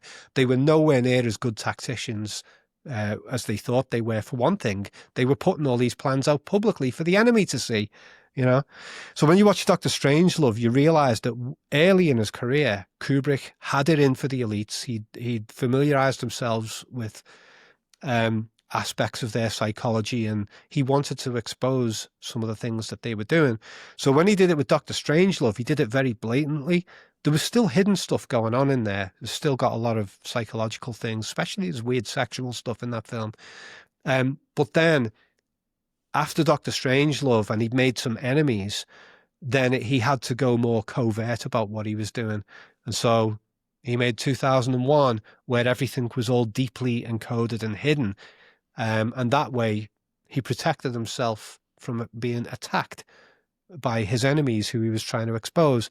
And it seems to me that what he did with the rest of his career is he just made these movies that had a nice commercial surface level, and underneath it all, he was putting this stuff in. It wasn't just political, by the way. There was a lot of other stuff. He was interested in general psychology about the human condition. He was especially interested in duality. You know, the Full Metal Jacket's got that. And he spent all his career making these movies and not bloody telling anybody about the hidden aspects of it. And I suspect that what he was doing was, on one level, he was thinking, these hidden things in the movies are going to affect a lot of people subconsciously. They won't even realize that they're being educated about things. I think that was part of it. But the other part is, I think he figured, when I die, then people will look closer and discover all this stuff. I think that was another, in fact, that was probably a bigger grandmaster chess move. I'll encode all this stuff and leave it as a legacy for people to explore after I'm dead. And once I'm dead, nobody can attack me, nobody can destroy me. And the movies are already out there. They're all over the world, and they can't be taken away from the public because everyone's got the DVDs and everything else, you know. And something I found in the Stanley Kubrick Archives book that I think really supports this is that one of Kubrick's favorite books was, in fact, I've got it on the shelf here behind me, I think. Yeah, here it is. This one. This is The Codebreakers by Herman Kahn, or David Kahn. Who's Okay. Herman Kahn? Herman Kahn is somebody else. I've got him confused. Yeah, David Kahn wrote The Codebreakers. This is The History of Secret Writing, I think it's also known as. And basically, what this book is about, it's about the history of encoding hidden messages and the efforts to break those codes. And most of the book tells about it in the military sense. And this goes back centuries. here in Britain, we had, what was her name? Mary, Queen of Scots. Apparently, there was all kinds of controversial things going on with her. I don't know much about the history of her at all. I just read bits of it in that book. And she was in prison, I think, for a long time. And she was sending messages out encoded in letters. She was using mathematical encoding systems that she learned to communicate with people outside prison via these letters. So the book goes into that. And it goes into all these historical coding and encoding examples that go throughout history. It's gone on for as long as military conflicts have gone on. Encoding has gone on because, in a war, you have to be able to get your message to other people. Before they had electronic communications, they had to be able to send letters to other people. There's a commander out in the battlefield hundreds of miles away. We need to get a written message to him, but we don't want the other side to intercept it and know what the plans are. So we will have an encoded message, and the commander is already familiar with how that code should be broken down. He's already been taught how to break that code. So the message gets to him, he decodes it. Oh, I know what the plan is. This is what we're doing next. So Kubrick was really fascinated with all that. And as I'm sure you know, he was fascinated with Napoleon, and he made a lot of war movies and stuff.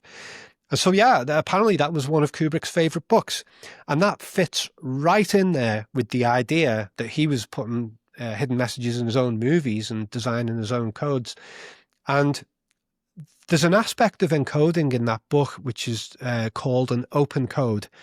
Now, an open code is where you put your message out, but it's not just sent directly to the person who you're trying to get the message to, like in that battlefield scenario I was talking about.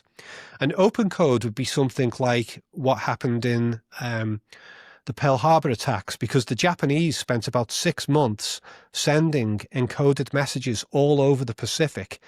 And the Americans knew that these encoded messages were going on. And the Americans had all these teams of people trying to crack these codes, but loads of the codes were fake codes that were just there to confuse them. And that's called a resource burn, where you exhaust the enemy's intelligence with a stupid message that there's no point figuring out, and they get their mathematical experts spending ages trying to suss this stuff. So yeah, the Japanese did a masterful set of encoding messages to confuse, but in amongst them there was an open code that was put out via a weather report. So the Japanese had weather reports put out on the radio for all of the ships to listen to and stuff like that. And they'd encoded the attack messages in the weather report.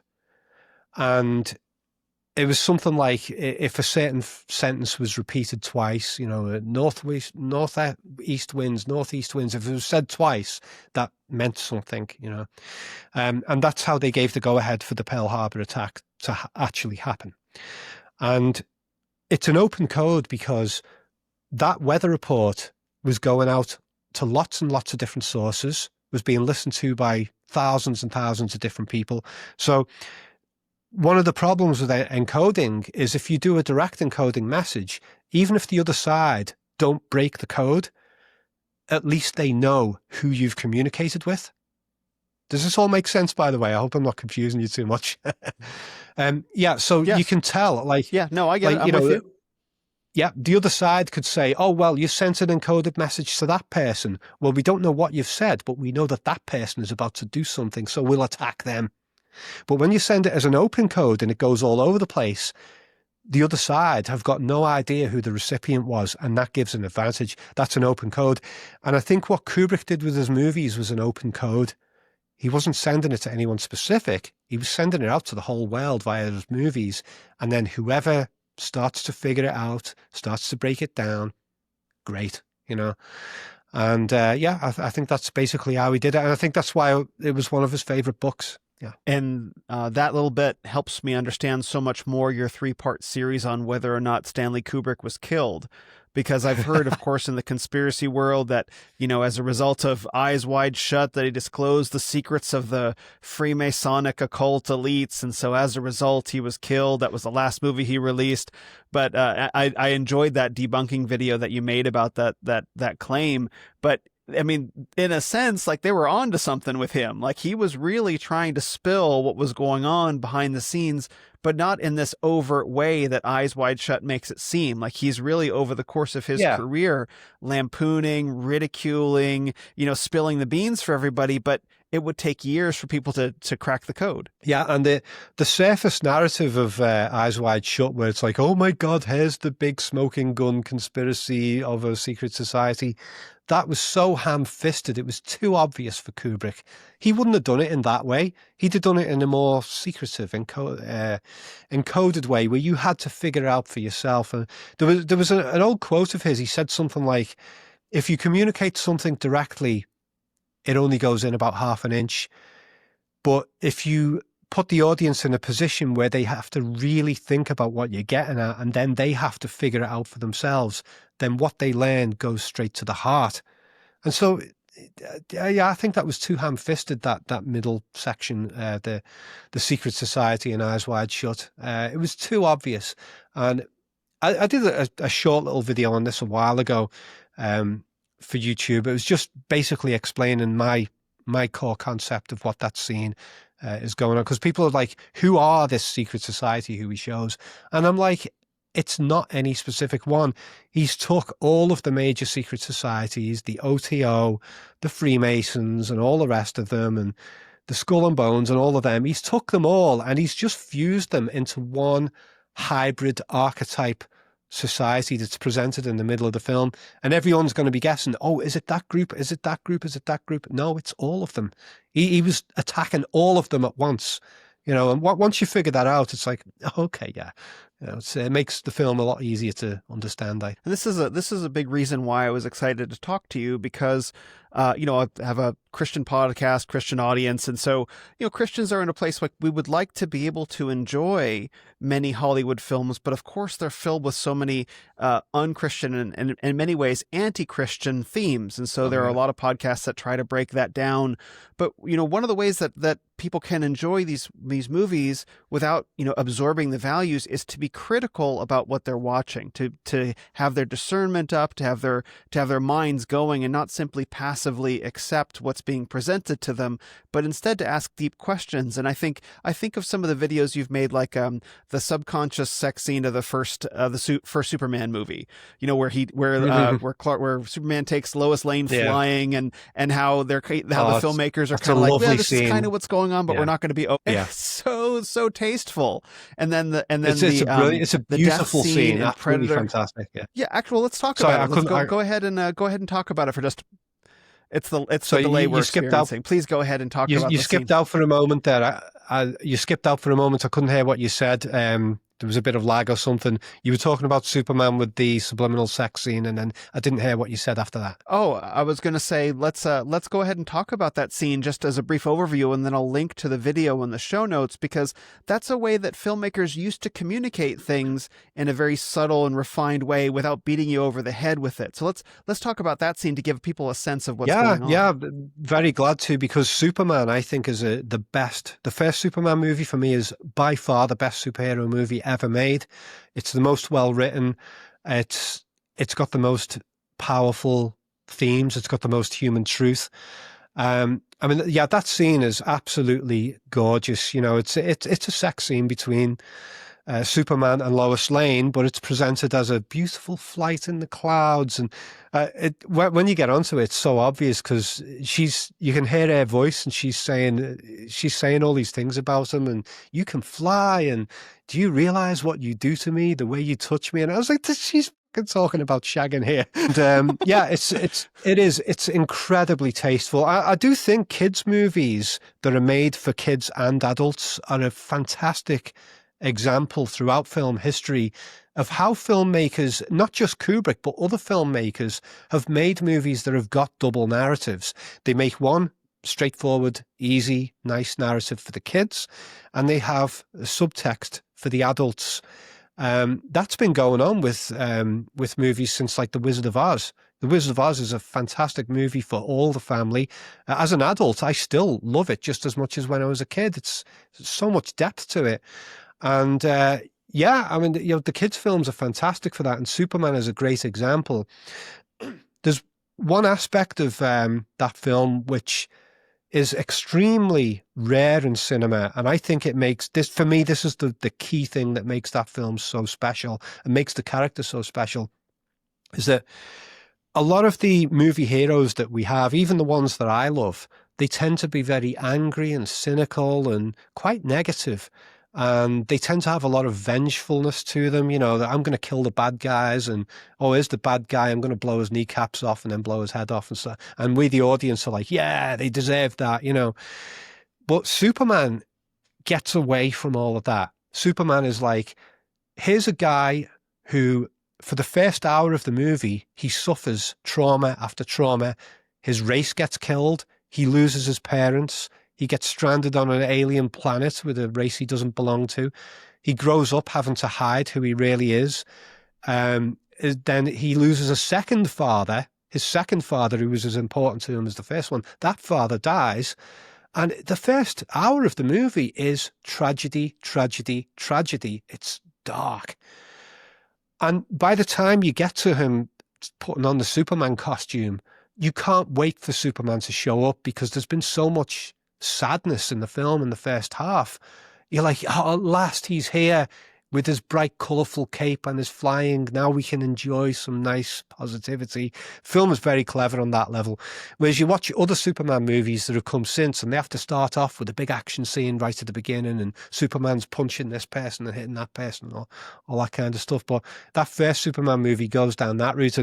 But even though Superman has suffered and suffered, and he's got as much reason to be negative and cynical as most people have, more reason. He could be a miserable git, but he's not.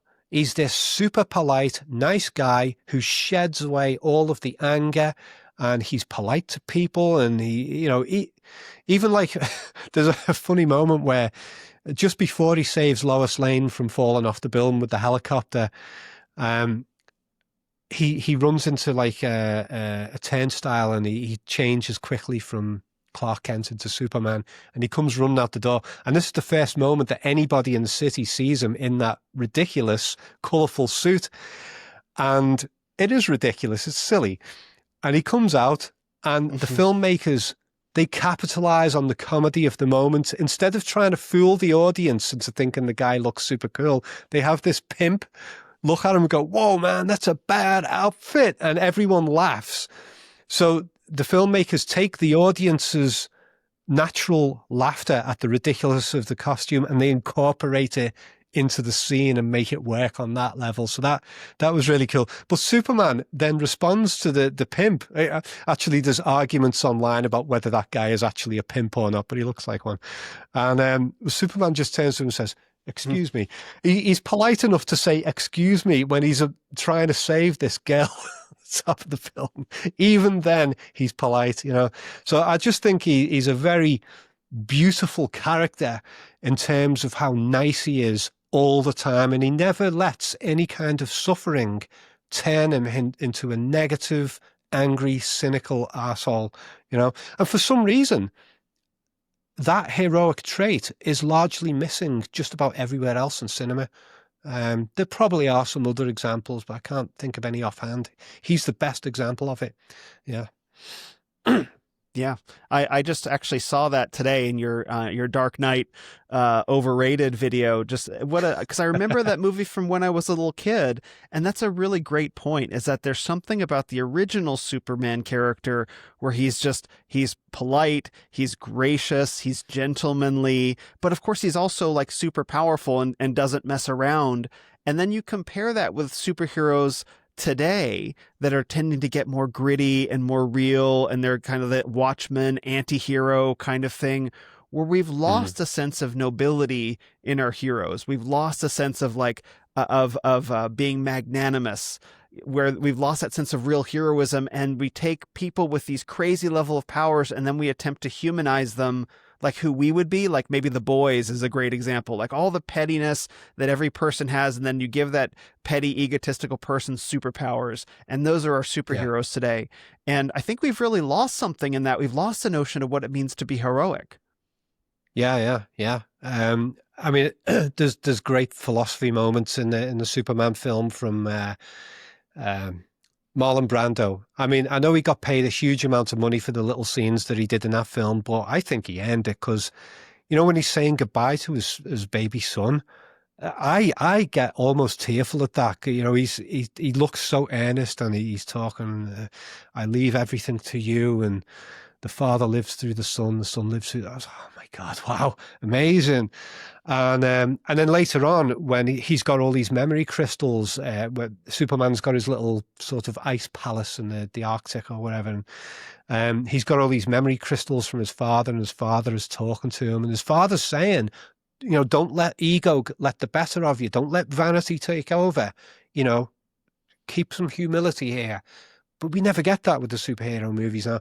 And there just seems to be I think that is part of a larger trend that has been going on for a long time that I really don't like. I've really turned against this, where the hero has to be a victim in order to be a hero. I'm a victim, now I'm angry, and now I'm going to take revenge. Revenge is not a heroic trait. Revenge to make yourself feel better about something that happened to your past. It's not heroic at all. It's a pretty pathetic thing, really. If you're using violence as a last resort to do something constructive in the world that's going to help people, fine, that can be good. But don't use any more violence than you have to, and don't take emotional glee in the violence. You're not doing it for the enjoyment of it. You're doing it because it's the only result that you've got, the only tactic you've got left to try and achieve this important thing. But yeah, it's been going on across music as well. It's in the 90s. I mean, I loved a lot of music in the 1990s, but a lot of the music became very victim-based. You listen to all these heavy metal bands like Kahn and bands like that. I got bullied at school. I'm so angry. Rah! And it's like, fuck off. You were back in school. Get over it, you idiot. And I bet what the band went through in school wasn't even nearly as bad as what I saw on the streets here in Liverpool. I carried a lot of that anger myself throughout my life. And it's been like the last 5 or 10 years that I've really been like, no, I'm going to take all that anger and all that sense of victimhood and I'm going to push it all aside. I am not a victim. I had some bad things happen to me that were quite unfair in places. I had some really bad things happen, but I don't deserve anything. I don't deserve any praise for what I went through. The world doesn't owe me jack shit for what I went through. It just happened and it's gone and it's done, and just move on and be like Superman. Be happy and cheerful and polite and nice. Don't go treating the world the way you got treated in the past. Set a better example. Yeah. But for some reason, this victimhood thing and the anger that goes with it has become associated with movie heroes.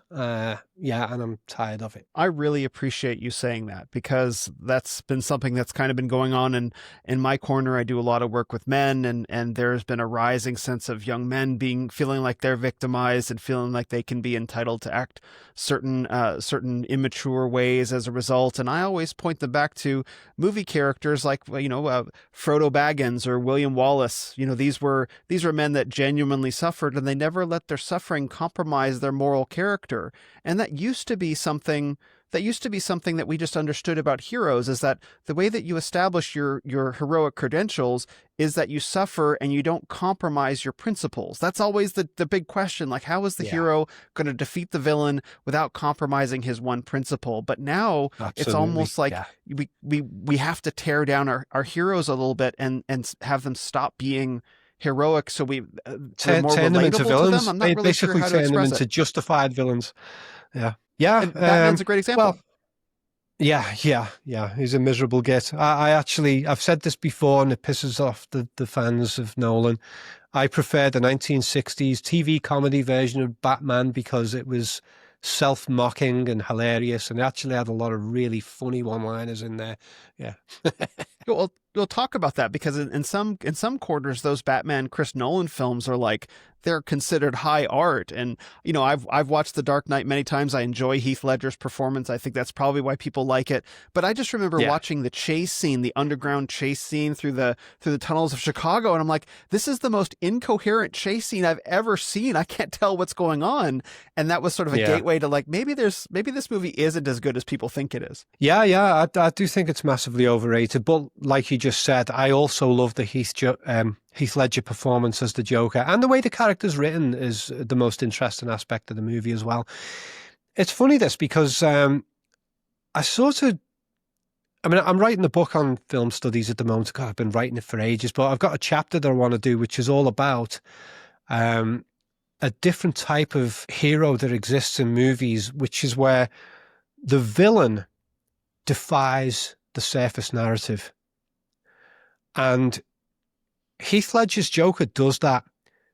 Batman's got his big victim save the city narrative, and Joker comes along and is like, I'm just going to laugh at that narrative and spit in its face, and I'm going to cause chaos. And he is out to destroy the surface narrative of the movie, basically. He's destroying everybody's narratives. And I think a lot of people actually view him as a hero because of his defiance of bullshit narratives. I would say, if anything, that's probably the central appeal of that movie. And it's an appeal that holds for me as well. And I did make a list somewhere of other movie characters who do similar things. I'm trying to think of some examples off the top of my head. A very pretentiously written hero movie was Robin Hood, Prince of Thieves, with Kevin Costner. Did you ever see that one? It was an old 1990s film. Of course, yeah. Have you seen it? Yeah. Everything I do, I do it for you. Yeah, of course. Oh, well, you know who I'm talking about. Alan Rickman is the bad guy in that. He's the hero who makes that. I mean, a lot of people enjoyed that film, and I went to watch it, and everyone loved his scenes, Alan Rickman's scenes, because his character was defying the conventional narrative and was just like throwing it all in different new directions. Yeah.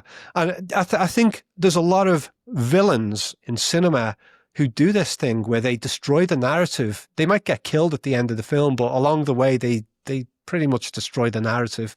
And I think the audience unconsciously view them as a role model, a hero. And I think Hannibal Lecter has got an element of that in Silence of the Lambs as well, but done in a less comical way, because it's one of my favorite scenes in the history of cinema is when he's in the cage in the middle of the room and he's got like this godlike light shining down on him. And he's questioning her about this experience as a kid where she was trying to save the lambs and she couldn't do it. So she's haunted by that memory. And now she wants to save poor Catherine from the serial killer so that she will be relieved of this unconscious pain of this childhood memory. And that is really powerful, because it's like, how much does she really care about this victim of this serial killer? Is it that she cares, or is it just she just wants to relieve herself of that memory? She wants to push that memory back into the unconscious. So she feels that she has to save this girl for that reason. And Lecter sees through that, and he's like, nah. And he tears apart the surface narrative that all these cops, they're all just out there to save victims from serial killers and all, FBI agents and all that. They're all there to be the hero who does the right thing and saves the victim. But reality isn't quite like that, because a lot of them, they're there making money. If they weren't getting paid, they wouldn't be there. Some of them are there because they enjoy the prestige of being seen as the hero who saves people from serial killers or who catches them, or the prestige of being the person who psychologically broke down what was going on with the serial killer and figured them out and stuff like that. There's a lot of selfishness in that area. And you look at like psychologists who do studies of psychopaths and stuff like that, and you read their stuff. A lot of the time, those psychologists are incredibly egotistical, and you realize this isn't even about the serial killers. This is about themselves, and I mean, I get people saying this to me. It's like, oh, you're just doing these film studies to show how smart you are. You could make that argument. And, I'm not going to deny it. That's probably a motive of mine.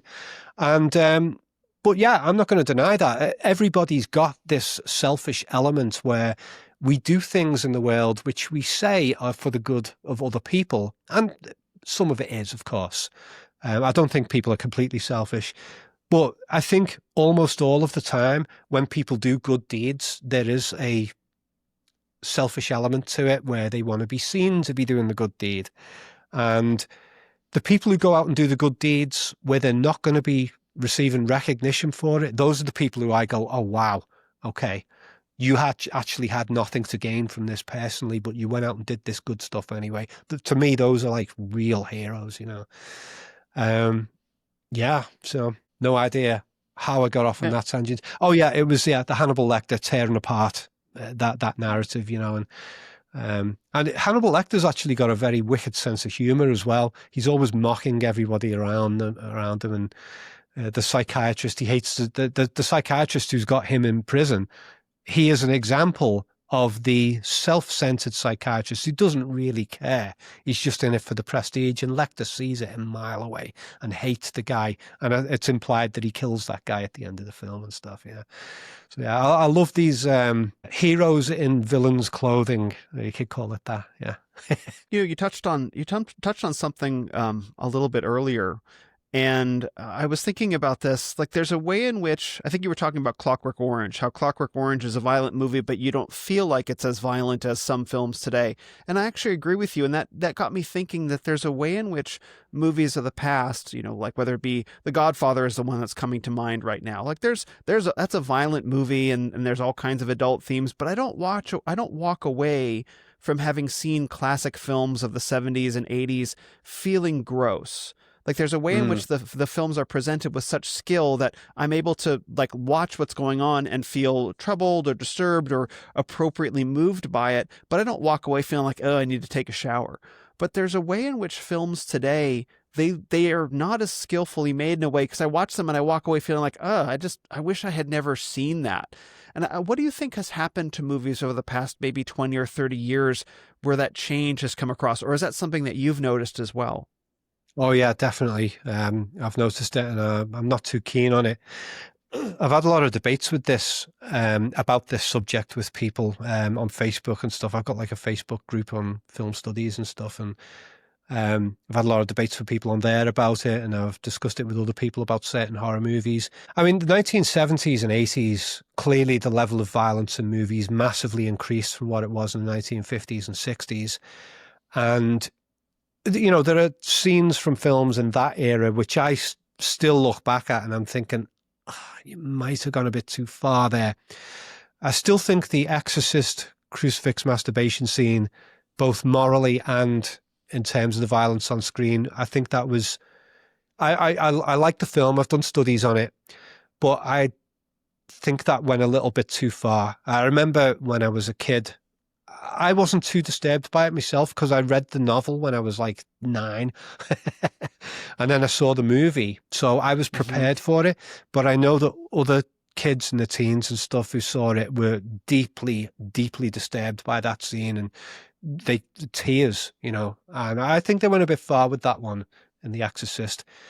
But overall, the movie is still incredibly powerful. And there's some other examples of extreme violence and gore, but somehow it didn't really go too far in most examples. I mean, two examples that I find interesting is like both John Carpenter's The Thing and Hellraiser are both incredibly gory on a physical, visceral level, but somehow they're not really too sickening. At least I don't find that they are. I know some people have been, critics were quite disturbed by The Thing when it came out, and it showed in their negative reviews. But I think like with The Thing, because it was a surrealistic monster changing shape, the level of gore didn't feel real. It just felt like bizarre. It felt like something out of a dream or a nightmare. It didn't feel like you were watching real violence, even though it looked amazing on screen. And then with Clive Barker's Hellraiser, extremely violent, but it's all done in a magical framing. You know, you've got like magical hooks flying out on chains and pulling people's body apart and stuff like that. But this is stuff that would never happen in reality. So there's a disconnect by the fact that it's magical. I think Hellraiser's very clever on that level. I know a lot of people are still grossed out by it anyway. But where I think things started to change there was as the quality of movies started to decline. I would say in the 1990s, there was still a lot of good stuff made in the 90s, but the downhill slope had started there.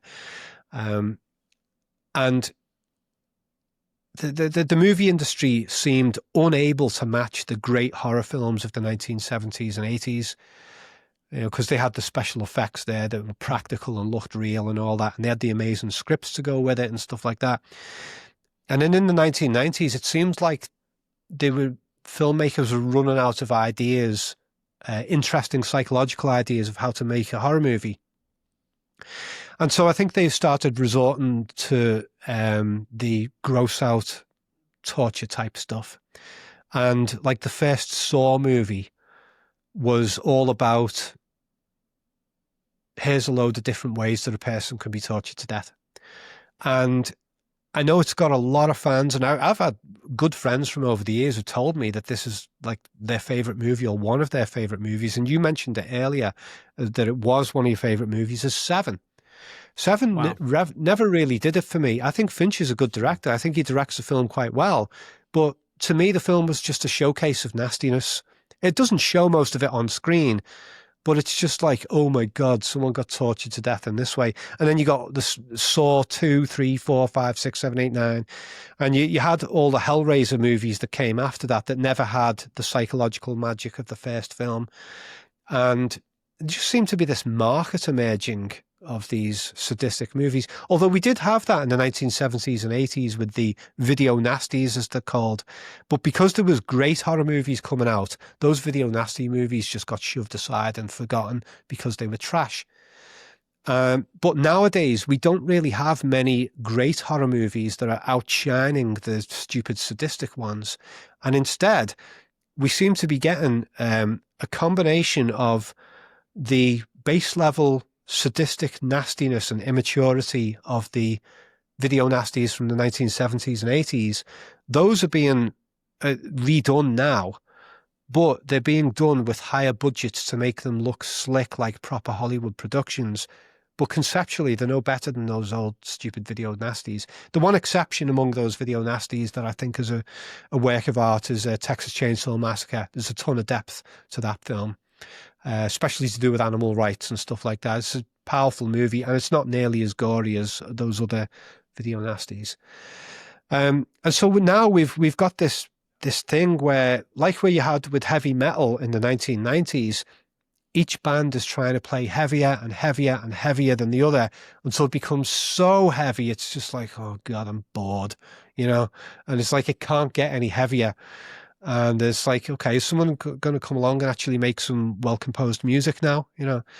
And that seems to be going on with the films. So you've got the Saw movies and stuff like that, and the Terrifier movies that have come out, which are like a next level sadisticness that have got virtually nothing interesting going on conceptually.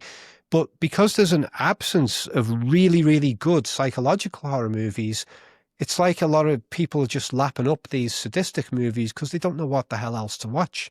Hereditary that came out in 2018, for me, that was a rare example, a modern example of a horror movie that was really, really deep. What was the one from 2012 with it was an Australian movie about a woman and her kid, The Babadook. Did you ever see The Babadook horror film? I think that was 2012. That's a good psychological I'm not a big one. horror fan. No. Well, The Babadook is not gory, deeply psychological, very well made. Hereditary as well from 2018. But those are such rare examples in horror.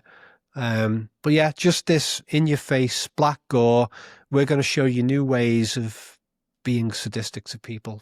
That's what it's become. And how far do we let it go?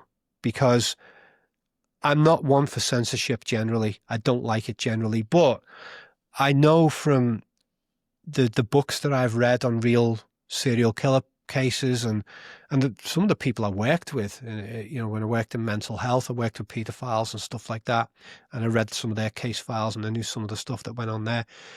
I'm like, are we going to let these movies just carry on in those directions? Are we going to get to the point where you're going to start seeing kids tortured to death? Because that's what the Terrifier films are starting to move towards. That director has been putting little things in his movies where he's making it clear that he wants to show kids being tortured to death. And even the trailer for Terrifier 3 showed a kid going down to open his Christmas presents, and then you see the villain there with an axe ready to chop the kid up. And that is the central appeal of the trailer. Hey, watch this movie and you might see a kid being axed to death, And it's really, really pathetic because I know how much further it can go based upon the real cases. I mean, I won't go into any details here about the stuff that I've come across over the years in studying real cases, but there's real stuff that's gone on that's way worse than even in the Terrifier movies. And I don't ever want to see anybody put that stuff on screen. But I'm not seeing the critics calling out these filmmakers and saying, why are you increasing the levels of sadism year by year? When is it going to stop? And when is it going to become illegal to show these levels of sadism? Yeah. Oh, dark and cynical. But yeah, that's, yeah. No, I appreciate you. I appreciate you saying that, because I think of the It movies, which is essentially about, a killer alien from outer space who eats children, right? Thanks Stephen King for that. And I think about the movie, the American version of The Girl with the Dragon Tattoo, where you go down into the torture basement, of a otherwise seemingly normal guy, and just the increasing. What I liked about Seven wasn't the torture aspect of it. I actually found a lot of that stuff really disturbing, but I appreciate it. It posed the question to the audience at the end, like, how would you handle this situation, right? Like, is there a place for vengeance? Like, I appreciated the question of that paradox. I don't think I could watch the movie now, but at least it raised an interesting thought. Like, how do you handle this situation? Like, what is the objectively right thing to do here, right? Do you give the guy what he wants, or do you not? How do you navigate that? But I think you point out something very real, like the increasing sadism, which seems to be like it's pornographic in nature. It's meant for spectacle as opposed to sending any deeper message. Please go ahead. Yeah, well, I mentioned much earlier on, we were talking about humiliation combined with violence in movies. And that's something we've started to see in some of these sadistic movies as well, is not only are we going to see people tortured to death in really horrific ways, but it's going to be presented as if it's funny and enjoyable. And I've had arguments with people about these Terrifier films where they've made the argument that, oh, no, it's just presented as being funny. And I'm like, what's funny about that? What's funny about someone being tortured to death? Nothing, I mean, you could go back to, like in the 1980s, people used to watch the Friday the 13th movies, and I enjoyed them as well. They weren't intelligent, but there was an interesting psychology to those movies that I've always wanted to explore since. Somehow the Friday the 13th movies were different to what we're getting now. They had gore, they had little bits of sadism, but it wasn't about the sadism so much. And a lot of the deaths were funny. And I remember I used to watch Friday the 13th movies in my teens with my friends, and when I was a kid as well. And we used to laugh at the deaths. But I think part of why we were laughing at the deaths is because the special effects were a bit crap a lot of the time. And the level of sadism wasn't over the top. Somehow it was different to what we're getting now. And not that I'm not saying that the Friday the 13th movies are great art or anything like that, Right. But yeah, I don't know what's going to happen with this increasing level of sadism thing. I think sooner or later, some filmmaker is going to come along and make something that is so sick that it causes a huge backlash. Sometimes that does happen. in movies, and I suppose it has happened in the respect that some of these really horrible movies have been utter commercial failures because of the depravity that they've gone to. So I guess a lot of them pay the price. But I am finding it interesting that audiences seem to be getting more and more interested in watching higher levels of sadism in movies. It's not just the filmmakers. I mean, they're responding to an audience desire.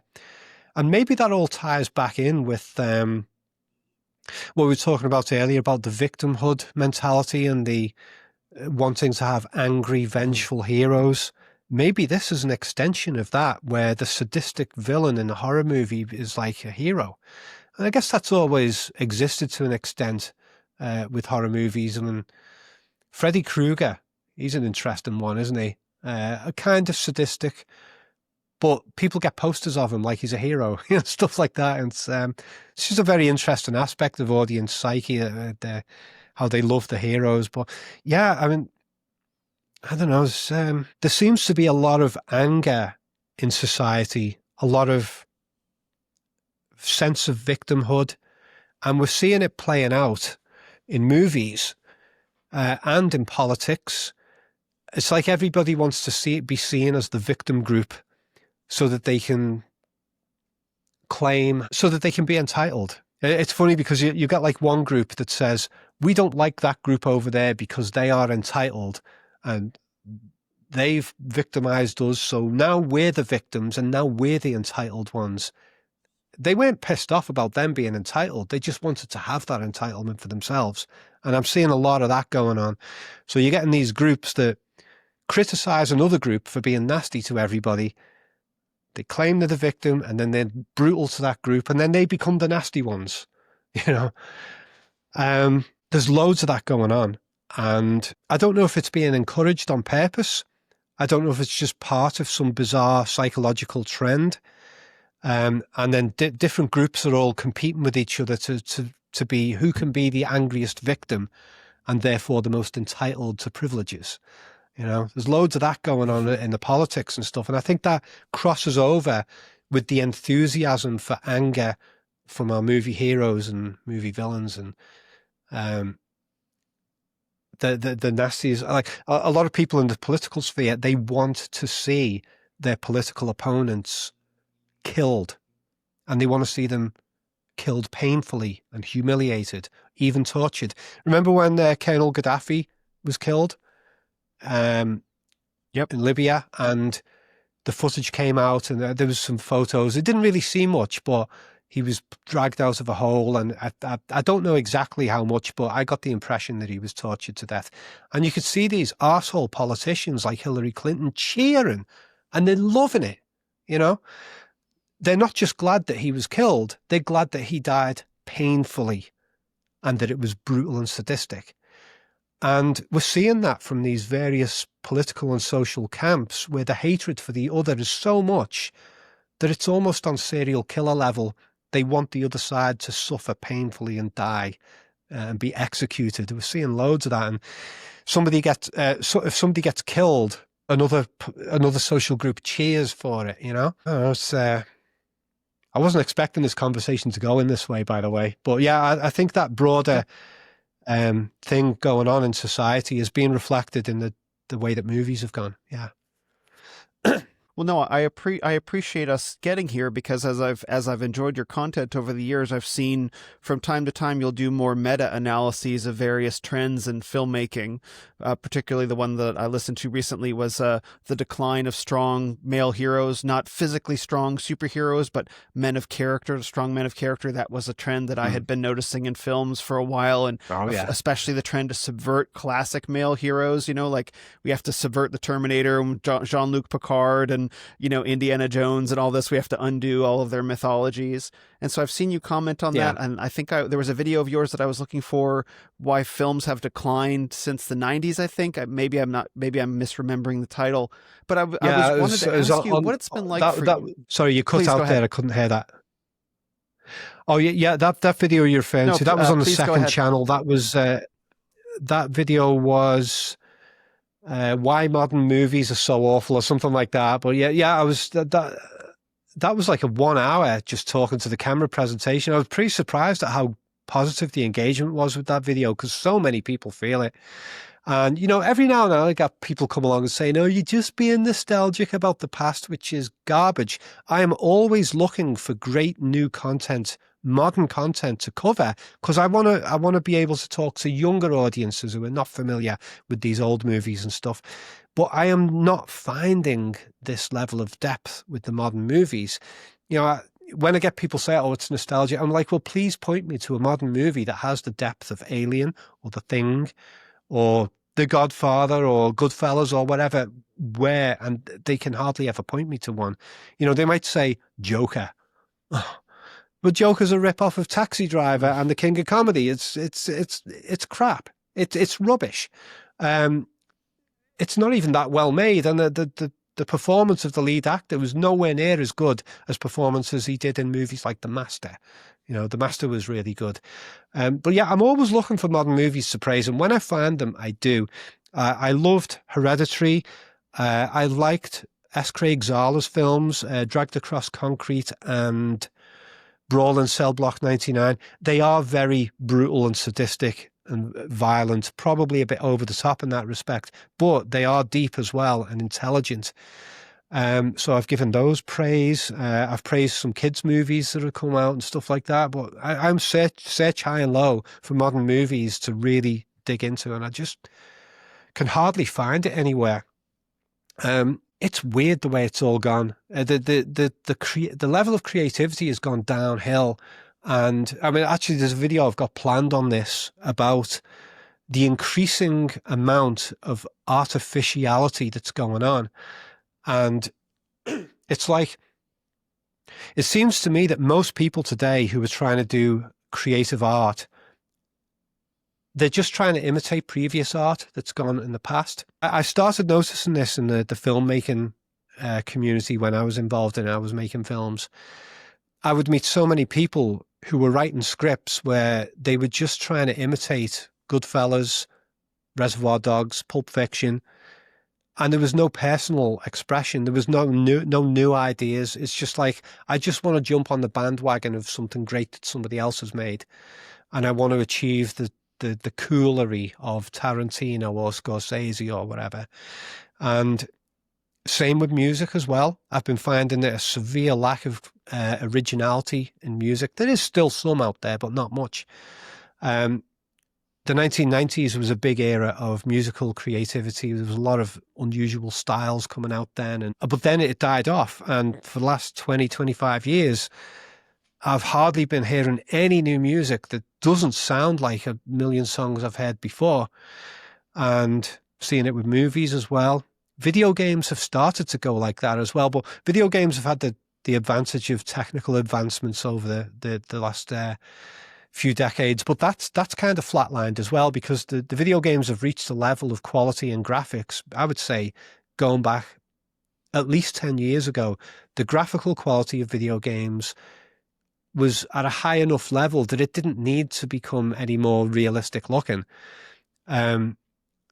Okay, we've got this new console coming out and it's in 4K. Wow, big deal. So what? The image is in 4K. It doesn't make the gameplay any better. Yeah. And so video games, the creativity seems to be flatlining a lot because the technology is not moving forward. Probably the same with music as well. If people started inventing new instruments that no one had heard before, then we could get new music that comes out of that. That would be great, wouldn't it? Oh, I've invented 5 new instruments to give us new types of sounds we've not heard. Wow, I'd listen. I'll be first there to listen. And yeah, the filmmaking technology with movies is flatlined as well, because we've had CGI for years. You can show anything with CGI, and it's boring because no matter what you put on screen, I know it's CGI, and I know it's just somebody has just been fiddling around with vector graphics on a computer and stuff. And yeah, so what? I've already seen this a million times. It doesn't matter if you've got 5,000 things moving around on screen at once and fancy flashing lights and everything. It's just the same crap. And I was thinking about this a while ago. It's like, if you go and watch a stage magician where they're doing things like card tricks and Oh, I'm going to saw a person in half, and then, oh, we split the box and you can see the person's legs and the person there, and there's no blood. And the audience are like, how the hell has that been done? And, you get the stage magicians who do these amazing physical things on stage. You're like, how are they tricking my mind with that? That is impressive. But if you just replace that stage magician with a screen and a CGI version of the magic trick, the magic is gone, because it's like somebody just did that with a computer. There's no real trick there. So I think with the practical effects in movies, when people know the thing was actually in front of the camera, it was a prop, a model, it was like those fabulous creatures in the John Carpenter's The Thing. It was actually in front of the camera, and they've used like animatronics, and they've covered the thing with egg yolk and all this kind of stuff. And somehow they've made this thing that looks totally real. The fact that it was done in front of a camera is like, wow. But you could show the exact same thing and it's done with CGI. And I'm like, so what? There's no magic trick there, There's a real artistry to being able to create physical effects that are convincing, where you've actually done it with physical objects instead of just a computer manipulation. I think that's why practical effects still rule over CGI, but that's all being forgotten now, and it's all becoming CGI. And so there seems to be a social trend of artificiality where anybody who wants to achieve anything creatively, they think that the way to do it is to copy someone else. And I suspect that conformity, modern day conformity, is a major aspect of this.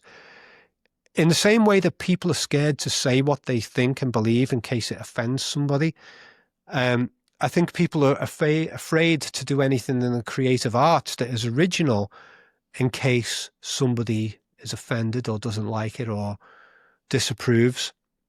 So they go the safe route. Oh, audiences and critics were okay with that. They approved of it. So if I copy that, I'm safe. Yeah.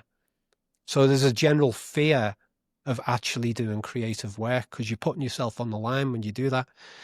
Yeah. It's funny that you say all this because, a lot of my friends and I, we talk a lot about the Lord of the Rings movies, the first three, and what a difference it was between the first Lord of the Rings movies that emphasized practical effects and handmade all the different suits of armor out of chain link. I've actually been to the Weta Workshop in New Zealand.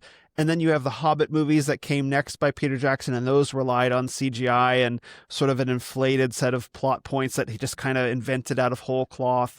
And just the difference between the first three Star Wars films, the original trilogy versus the prequel trilogy versus the sequels, and how they just don't connect with audiences. In fact, I haven't watched it, but I've heard the reason why people are enjoying Andor is because there's been more of an emphasis on practical effects versus CGI or story and acting. People, no matter who they are, no matter what generation they're from, they connect with what is human. The great stories, great performances, and even a photograph of something through the lens of a camera versus something crafted in a digital artificial environment. But it's being forced on us that these are the options that we have to pull from, rather than movies or TV shows that are made with artistry and skill. It's like, we'll just throw the actor in front of a green screen and comp in the background. It's like, no, just shoot the film. But it seems like we don't have that option anymore. Yeah, it seems to be all disappearing. It seems to be part of a massive trend or a push, whichever you want to call it, towards just making everything digital. And I find this a real bother because it disturbs me how addicted people are getting to mobile phones. And I've avoided it for years. I mean, my main mobile phone that I use only does text messages and phone calls. It's an Android phone, but I deliberately have not enabled internet access on it. I don't want to be swiping the net on this little fucking screen like this. When I do stuff on the internet, I'm doing it at home with the big screen and the desktop computer or on a laptop. I do not want to be doing internet on my mobile phone. I don't want to be emailing people or doing Facebook messages on a mobile phone. I don't like it aesthetically, this stupid little thing in your hand. And I don't want to be carrying the internet with me everywhere in everyday life. So for years, I've been doing a thing of sometimes I'll go out for the day and I'll leave the phone at home. And a lot of people now, amazing. You tell people, oh yeah, I left my phone at home today. I just left it home for about 5 or 6 hours. And they have this look of like, you went out without your phone? You were disconnected for 6 hours? Oh my God, disaster. It's pathetic how people have been suckered into this and are living through this little device. And of course, the technocrats love this, because they want to get everybody just constantly hooked up digitally. So everywhere you go and everything you do is constantly tracked and traced, and it's used to market things to you. And before long, it's like, oh, you can't do your banking unless it's through a mobile phone, and you can't do this. And they want it so that you have to use your mobile phone for everything. And that basically becomes your embedded chip. They can't persuade us to embed a chip in our arms so we're tracked and traced. So instead, that is being sold to us via the mobile phone, and it's gradually being put into people's lives as an increasingly dependent thing that you can't do without. You can't go anywhere without it. I actually bought a couple of weeks ago a Faraday blocker, which is like a pouch that you can put your mobile phone in, and it blocks all signal. So now I can take my phone out with me, go where I want, and if I do need to use the phone, I can just pull it out of the Faraday blocker and just use it for 5 minutes and put it back in. But nobody's going to be seeing Facebook things that says, Rob Ager is in this location having lunch with this person. Oh, isn't that great? I don't want anybody knowing where the hell I am and what I'm doing. So, but yeah, there seems to be far too few people fighting back against this increasing imposition of mobile phone dependency. And the kids as well, they're getting addicted to them big time from an early age. Yeah, I don't like this stuff. And I think Kubrick was warning about this as well in 2001: A Space Odyssey, because, you got the astronauts in the film who were living under HAL with constant surveillance, constant dependence upon gadgets. And as far as I'm concerned, that whole sequence where they are fighting with HAL is basically symbolic of humanity as a whole fighting back against the technocrats who just want to digitize everything and have constant surveillance. And it's amazing that he was onto that stuff way back in 1968 when the movie came out. It's still relevant today. Yeah. Mm-hmm. Yeah. So for my listeners, who I would imagine agree and empathize, with your point of view, I certainly do. What sort of films do you recommend that are like genuinely wholesome? Like we talked about Superman earlier, that Superman is a superhero film, and Superman is not dark. He's not angsty. He has every reason to be, but instead he's gracious and gentlemanly. And it's a wholesome film that even depicts kind of a love scene in a way that, you can watch it. You don't really know what's going on unless you start unpacking it. What are some films that you would recommend that have really stood the test of time as being genuinely wholesome? Like you don't have to fast forward through anything or cover your eyes. It's like, this is a film that presents genuine virtue in a way that has stood the test of time and is truly edifying instead of something you have to shrink back from. Oh, yeah, it's a good question. It might take me a minute to think of them all, but one that springs to mind is the 1968 musical version of Oliver Twist. Have you seen that one? Maybe years ago. Have you seen it? Yeah. I think that's an absolutely amazing film on all levels, beautifully crafted. And I don't like musicals, but that one I think is absolutely fantastic. There's like there's a kind of honesty in that film. I mean, the Oliver Twist story was great because it exposed the workhouses and how the kids were treated in the workhouses. They were slaves basically, and the poverty of the people in London trying to survive at the time and stuff like that. I think that's an amazing movie. There's some that I can think of, and I can't remember the names of them. Some of them are all black and white ones. There was a movie I saw for the first time about 6 or 8 months ago, which somebody had recommended to me, and I can't remember the name of this film for the life of me, but you could probably find it in an internet search, anyone who's watching. It was a 1950s or 60s, probably 1950s movie that was about an architect who designs buildings. And he likes to design buildings the way he likes to design them. He doesn't like to be pressurized by investors into imitating some other building or doing something that the critics will like or whatever. He is a true artist of building architecture. And the movie is all about his struggles to maintain his vision of the kind of buildings that he wants to design. Now, this sounds probably quite boring to a lot of people. I want to watch a movie about an architect trying to keep creative control over how he designs buildings. I was blown away by this movie. The dialogue was gorgeous throughout. There was a really unusual relationship that the guy had with a woman in the film, and she was super smart. And she was aware of how powerful people with money in the architecture industry were going to try and destroy him and destroy his reputation because he wasn't towing the line creatively. And she was trying to warn him about it. And there was a chemistry between him and this girl, and you could see that they were ready to fall in love. But she kept resisting him and wouldn't go out with him. And instead, she goes out with this other guy who's an architect, who's a total arsehole. Well, he's not an arsehole. He's just a very formal conformist architect or something like that. I think that's who she went out with. Or it might have even been a friend of his. So she goes out with this other guy who she clearly doesn't want to be with, and she marries him. And later on, she reveals that she married this other guy so that she couldn't marry the creative architect. And the reason she didn't want to marry the creative architect is because she did not want to fall in love with him and then have to watch him be destroyed. I was like, that's beautiful and deep, you know. Yeah, I cannot remember the name of this movie. Is it the I'll have to send you. It's the Fountainhead. The Fountainhead. Have you seen it? Yeah.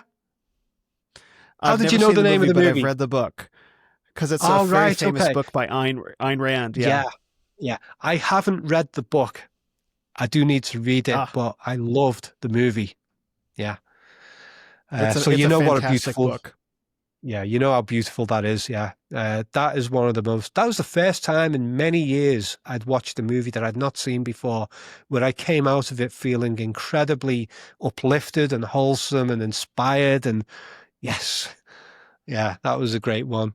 And then the old one, there was a movie called It's a Beautiful Life, was it? It's a Wonderful Life, yeah. That's incredibly wholesome. Yeah. Who was in it? Was it Gary Cooper or somebody else, or Gregory Peck or somebody? It was Gary Cooper, was it? Can't remember. Famous actor. Oh my goodness. Yeah, no, I can't think of his name right now. Terrible. I usually I think it was right the guy who was in a lot of Hitchcock films. Actually, I think it was. It wasn't Gary Cooper. It was somebody else. Yes, Jimmy Stewart. Yeah, was it Jimmy Stewart? That's it. Yep. Yeah, Jimmy Stewart. Yeah. That's a great wholesome film. But yeah, you know what? I'm really struggling to think of other ones off the top of my head. I know there are lots of them, but I've forgotten them. I guess I've just seen too many dark films as well, you know. Yeah. Well, that's why I appreciate your analysis of Kubrick's films, because here's a obviously incredibly talented filmmaker who tells very deep stories, and of course they can be very visually striking and violent in many cases, but he's actually trying to say something to the audience that they need to hear. Like for example, 2001 is about being manipulated by screens, or the way that screens can be used to manipulate. And The Shining is, of course, about, as you've explained so wonderfully, it's sort of about family trauma and abuse cycles, which I never would have picked up on. And so there's a way that a film can be difficult to watch, and yet it leaves you edified. But now we're watching films that are just difficult to watch for the sake of it. You don't walk away edified. You walk away with spectacle, right? And not lifted up at all. So maybe there's cause to go focus on, well, maybe these earlier films wanted to say something really wholesome to us in a way that is forbidden now. And so that's why I wanted to know, it's like, where can we turn if we want to see something wholesome that isn't The Lord of the Rings for the 15th time? Yeah. Yeah. Well, it's recently, this past year, I've become really interested in language and how people's thinking is limited by language that we're taught to use, because almost all of the words that we speak are not words that we created. Somebody else created those words. I'm not saying it's all like a big conspiracy, but we're handed all of these verbal descriptions of the word and these little puzzle piece words that we sort of piece together to create sentences. And very rarely do human beings actually stop and go, you know what? I'm not going to use the words that I've been taught. I'm going to invent new words that nobody else has ever heard. I'm going to invent new words for concepts that I've thought of. And I'm going to incorporate those words into my thinking, and I'm going to start speaking those words to other people. I've gotten really interested in this as a way of expanding the thinking. And I've got like a file that I've put together, like a word file that's got something like, I don't know, 150 words that I've invented. Some of them I've memorized and put them into my thinking, but I want to start making videos on this stuff because I think this could be something pretty powerful. I've not seen anybody else doing this, not in a planned way, you know.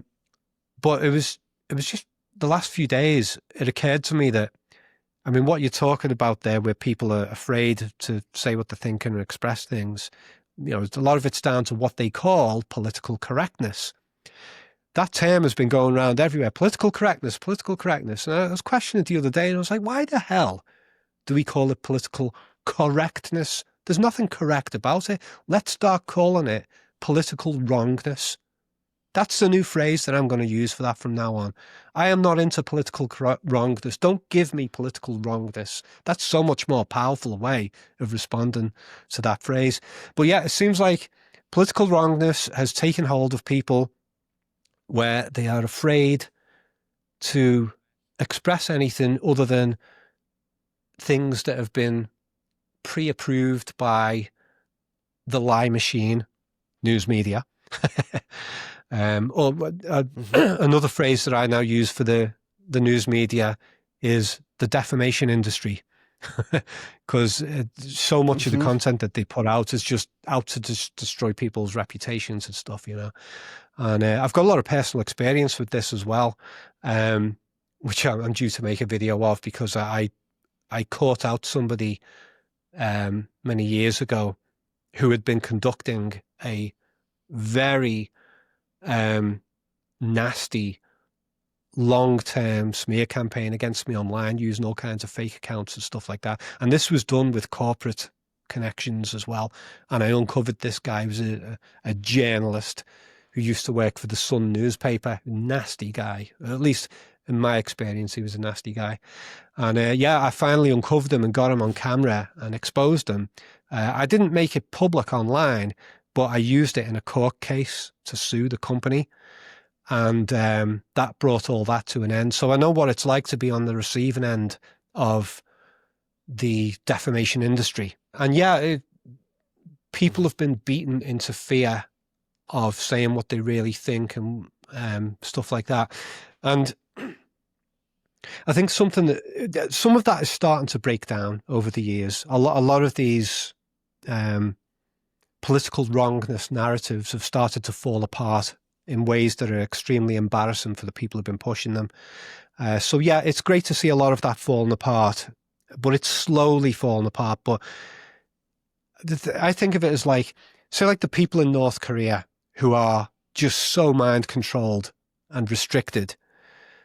If you took those people out of North Korea and brought them into the rest of the world, they wouldn't all just suddenly go, hey, I'm free, now I can behave in a more free, exaggerated way.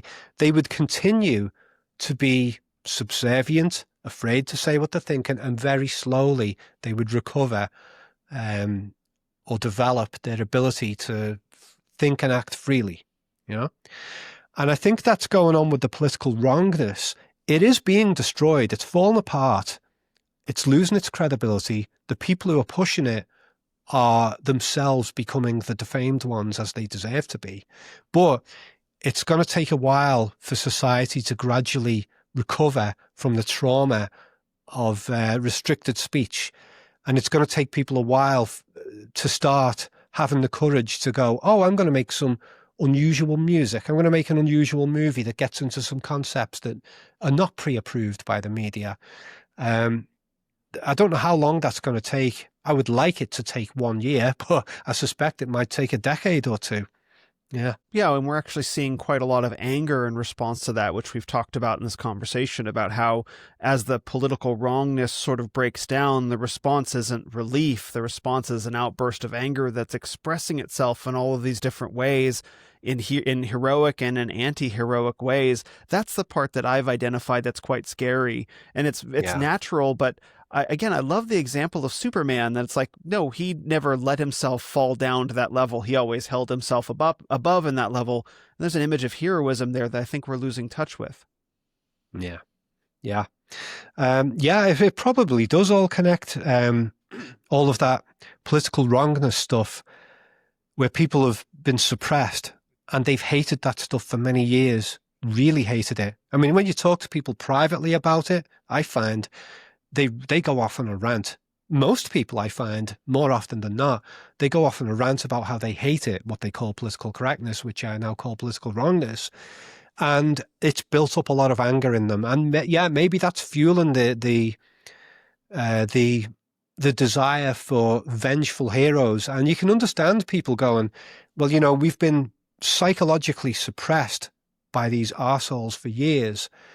We've restricted what we can say, what we can do, and all that kind of stuff. And now I want to see those people punished. There's probably a lot of that going on. So, I mean, I found it interesting. There was one the other week, and like the whole Israel versus Iran thing. I'm not going to go off a political rant here. This is an example of okay. I don't take either side in that conflict. I'm not really interested in it. For me, it's just a conflict that's separate to me. I don't buy into either of the ideologies or archaic beliefs of either of those societies. As far as I'm concerned, if you want to attack each other, you work it out yourselves, you know. But, you know, there's the thing of Greta Thunberg. She went over to try and campaign for the Gazan people, and then she got arrested by the Israelis and then shipped back on a plane. And a lot of people hate Greta Thunberg. And I don't even know what the hell she was doing in the political arena in the first place. She's just some angry kid. I mean, again, that's an example of the anger. They brought her up in front of the UN and she's like that. Rant, anger. Oh, she's a big hero because she's angry. But yeah, she got sent back from Israel, and the people who hate her were so happy about it. They were just posting endless memes about it. A lot of them with like AI generated pictures of her sitting on a plane with a Jewish guy offering her some meat and stuff. And a lot of it was very funny, but I was kind of like, you're not doing the Superman thing here. You should be more nice about this stuff. And yeah, so I think there's a ton of anger in society about this political wrongness movement.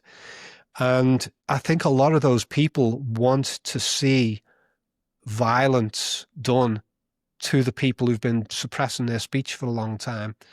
There's a lot of anger there, I think. Don't know how that will go. Yeah. Mm-hmm. And I think that maybe we can just we can bring it back to Kubrick then, and we can close on this, is maybe tie this a little bit to The Shining. And again, I don't want to give away what you've sussed out from the film, because I think it's very important, but maybe give the listeners or the viewers a sort of a clue about what might be going on in that film that relates to some of the things that we're seeing maybe generationally. Yeah. Well, we've got the Jack Torrance character flipping back and forth along US history. He shows up in a 1920s, I believe, setting in the photograph at the end of the film. He shows up in a bar with a bartender who is clearly not from his generation. It seems to me that Jack Nicholson, I don't think he realized this, but I think this is what Kubrick was doing. Kubrick was making it so that Jack Nicholson was playing multiple generations of the same family. So Jack Nicholson is playing a 1920s character, maybe a 1930s or 40s. And throughout the film, whenever the timeline is bouncing around these different areas, we are seeing generations of Jack Torrance, who is abusive to his family and attacks his own family. You get to the next generation, it happens again. And the thing about axe murdering and stuff, that's surface level traditional horror. But I think the axe murder and stuff and attacking the family, it's not literally about murder when it comes to the conceptual side of it with the family generations. The murder thing is just it symbolizes abuse of his own family. So you get the father who was abusive to his wife and his kid, and then it moves on. And the kid grows up and becomes the abuser to his wife and kid. And then that kid grows up and does it the same. And you got the cycle of abuse going again and again between different generations of the Torrance family. And I think that's why you see Jack Nicholson in a 1920s photo at the end of the movie, because that was not in the novel.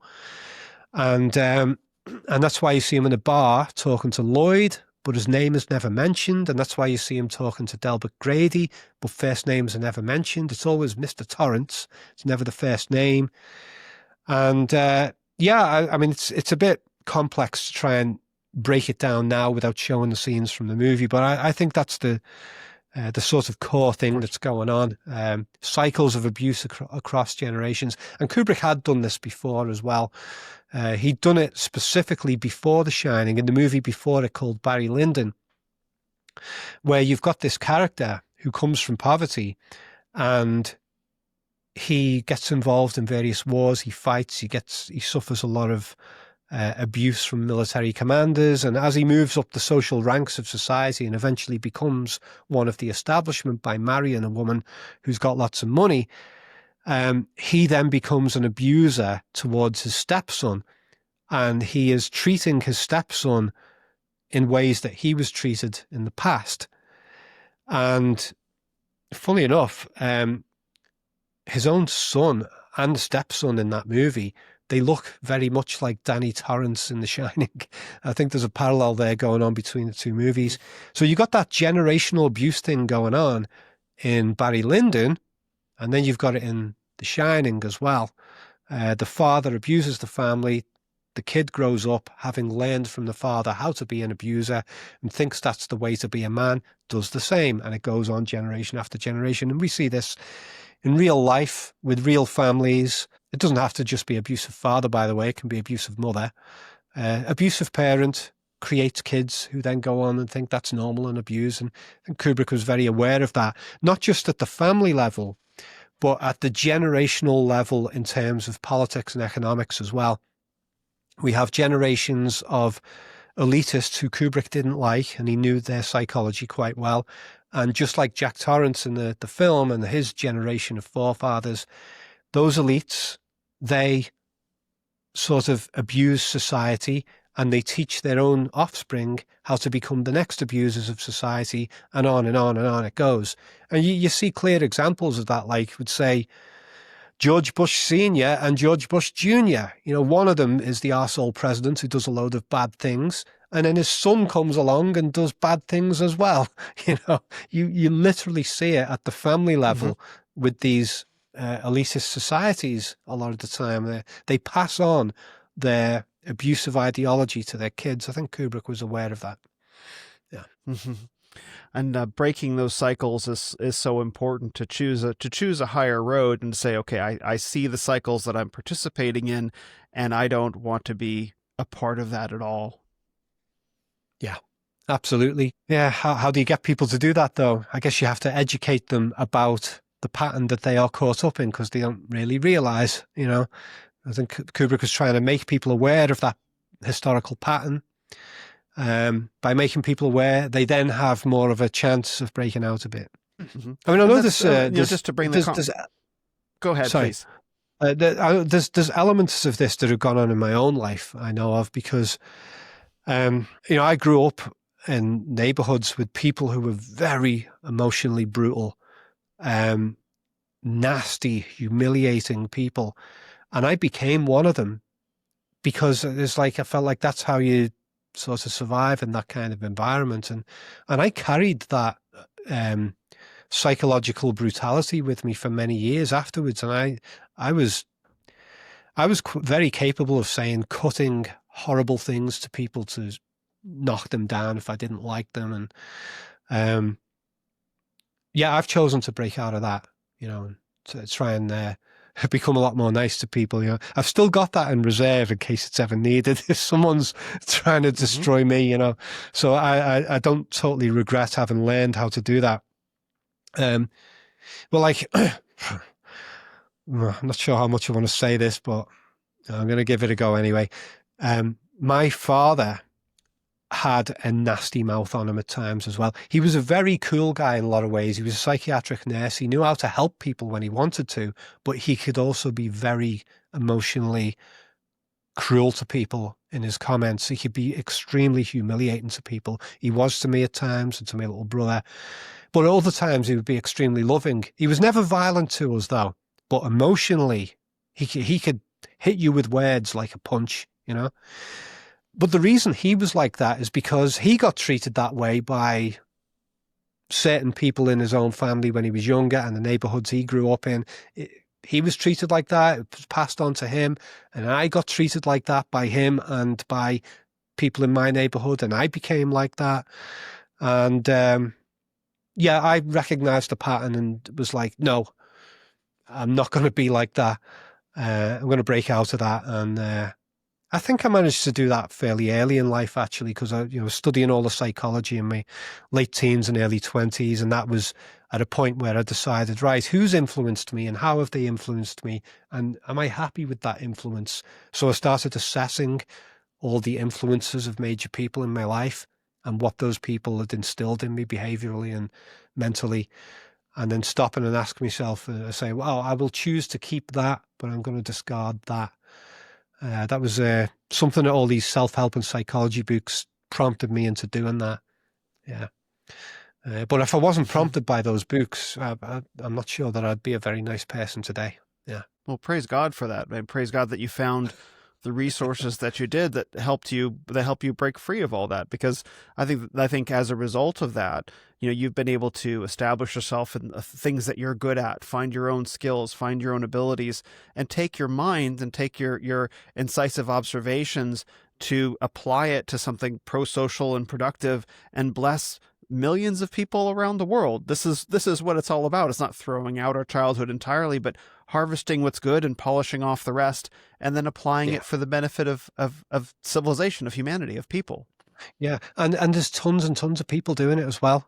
It's brilliant. I mean, I know we've talked a lot in this conversation about a lot of bad stuff going on in the world and a lot of bad social trends, but I do love that there's so many people on social media who are trying really hard. I mean, you're an example of it yourself, There's so many people with various amounts of followers, even how many subscribers have you got on your channel now? Is it, I think I checked 11,000. Yeah, 11,000. But still, that's great. That's fantastic. 11,000 people. Yeah.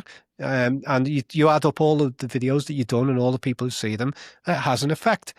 It's worth doing. Even if you only get 10,000 subscribers, it's still worth doing because you're still having an influence in a good way, It's funny that the term influencer gets used in a negative way, and yet so much of it is positive. And yeah, I feel really proud that there are so many people out there online who are really trying hard to learn about all this stuff, teach each other, learn from each other. It's an amazing time for that kind of thing.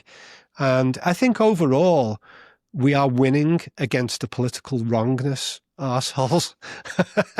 I think we're beating them. We have been beating them for years now, and it seems to be continuing along that path. So.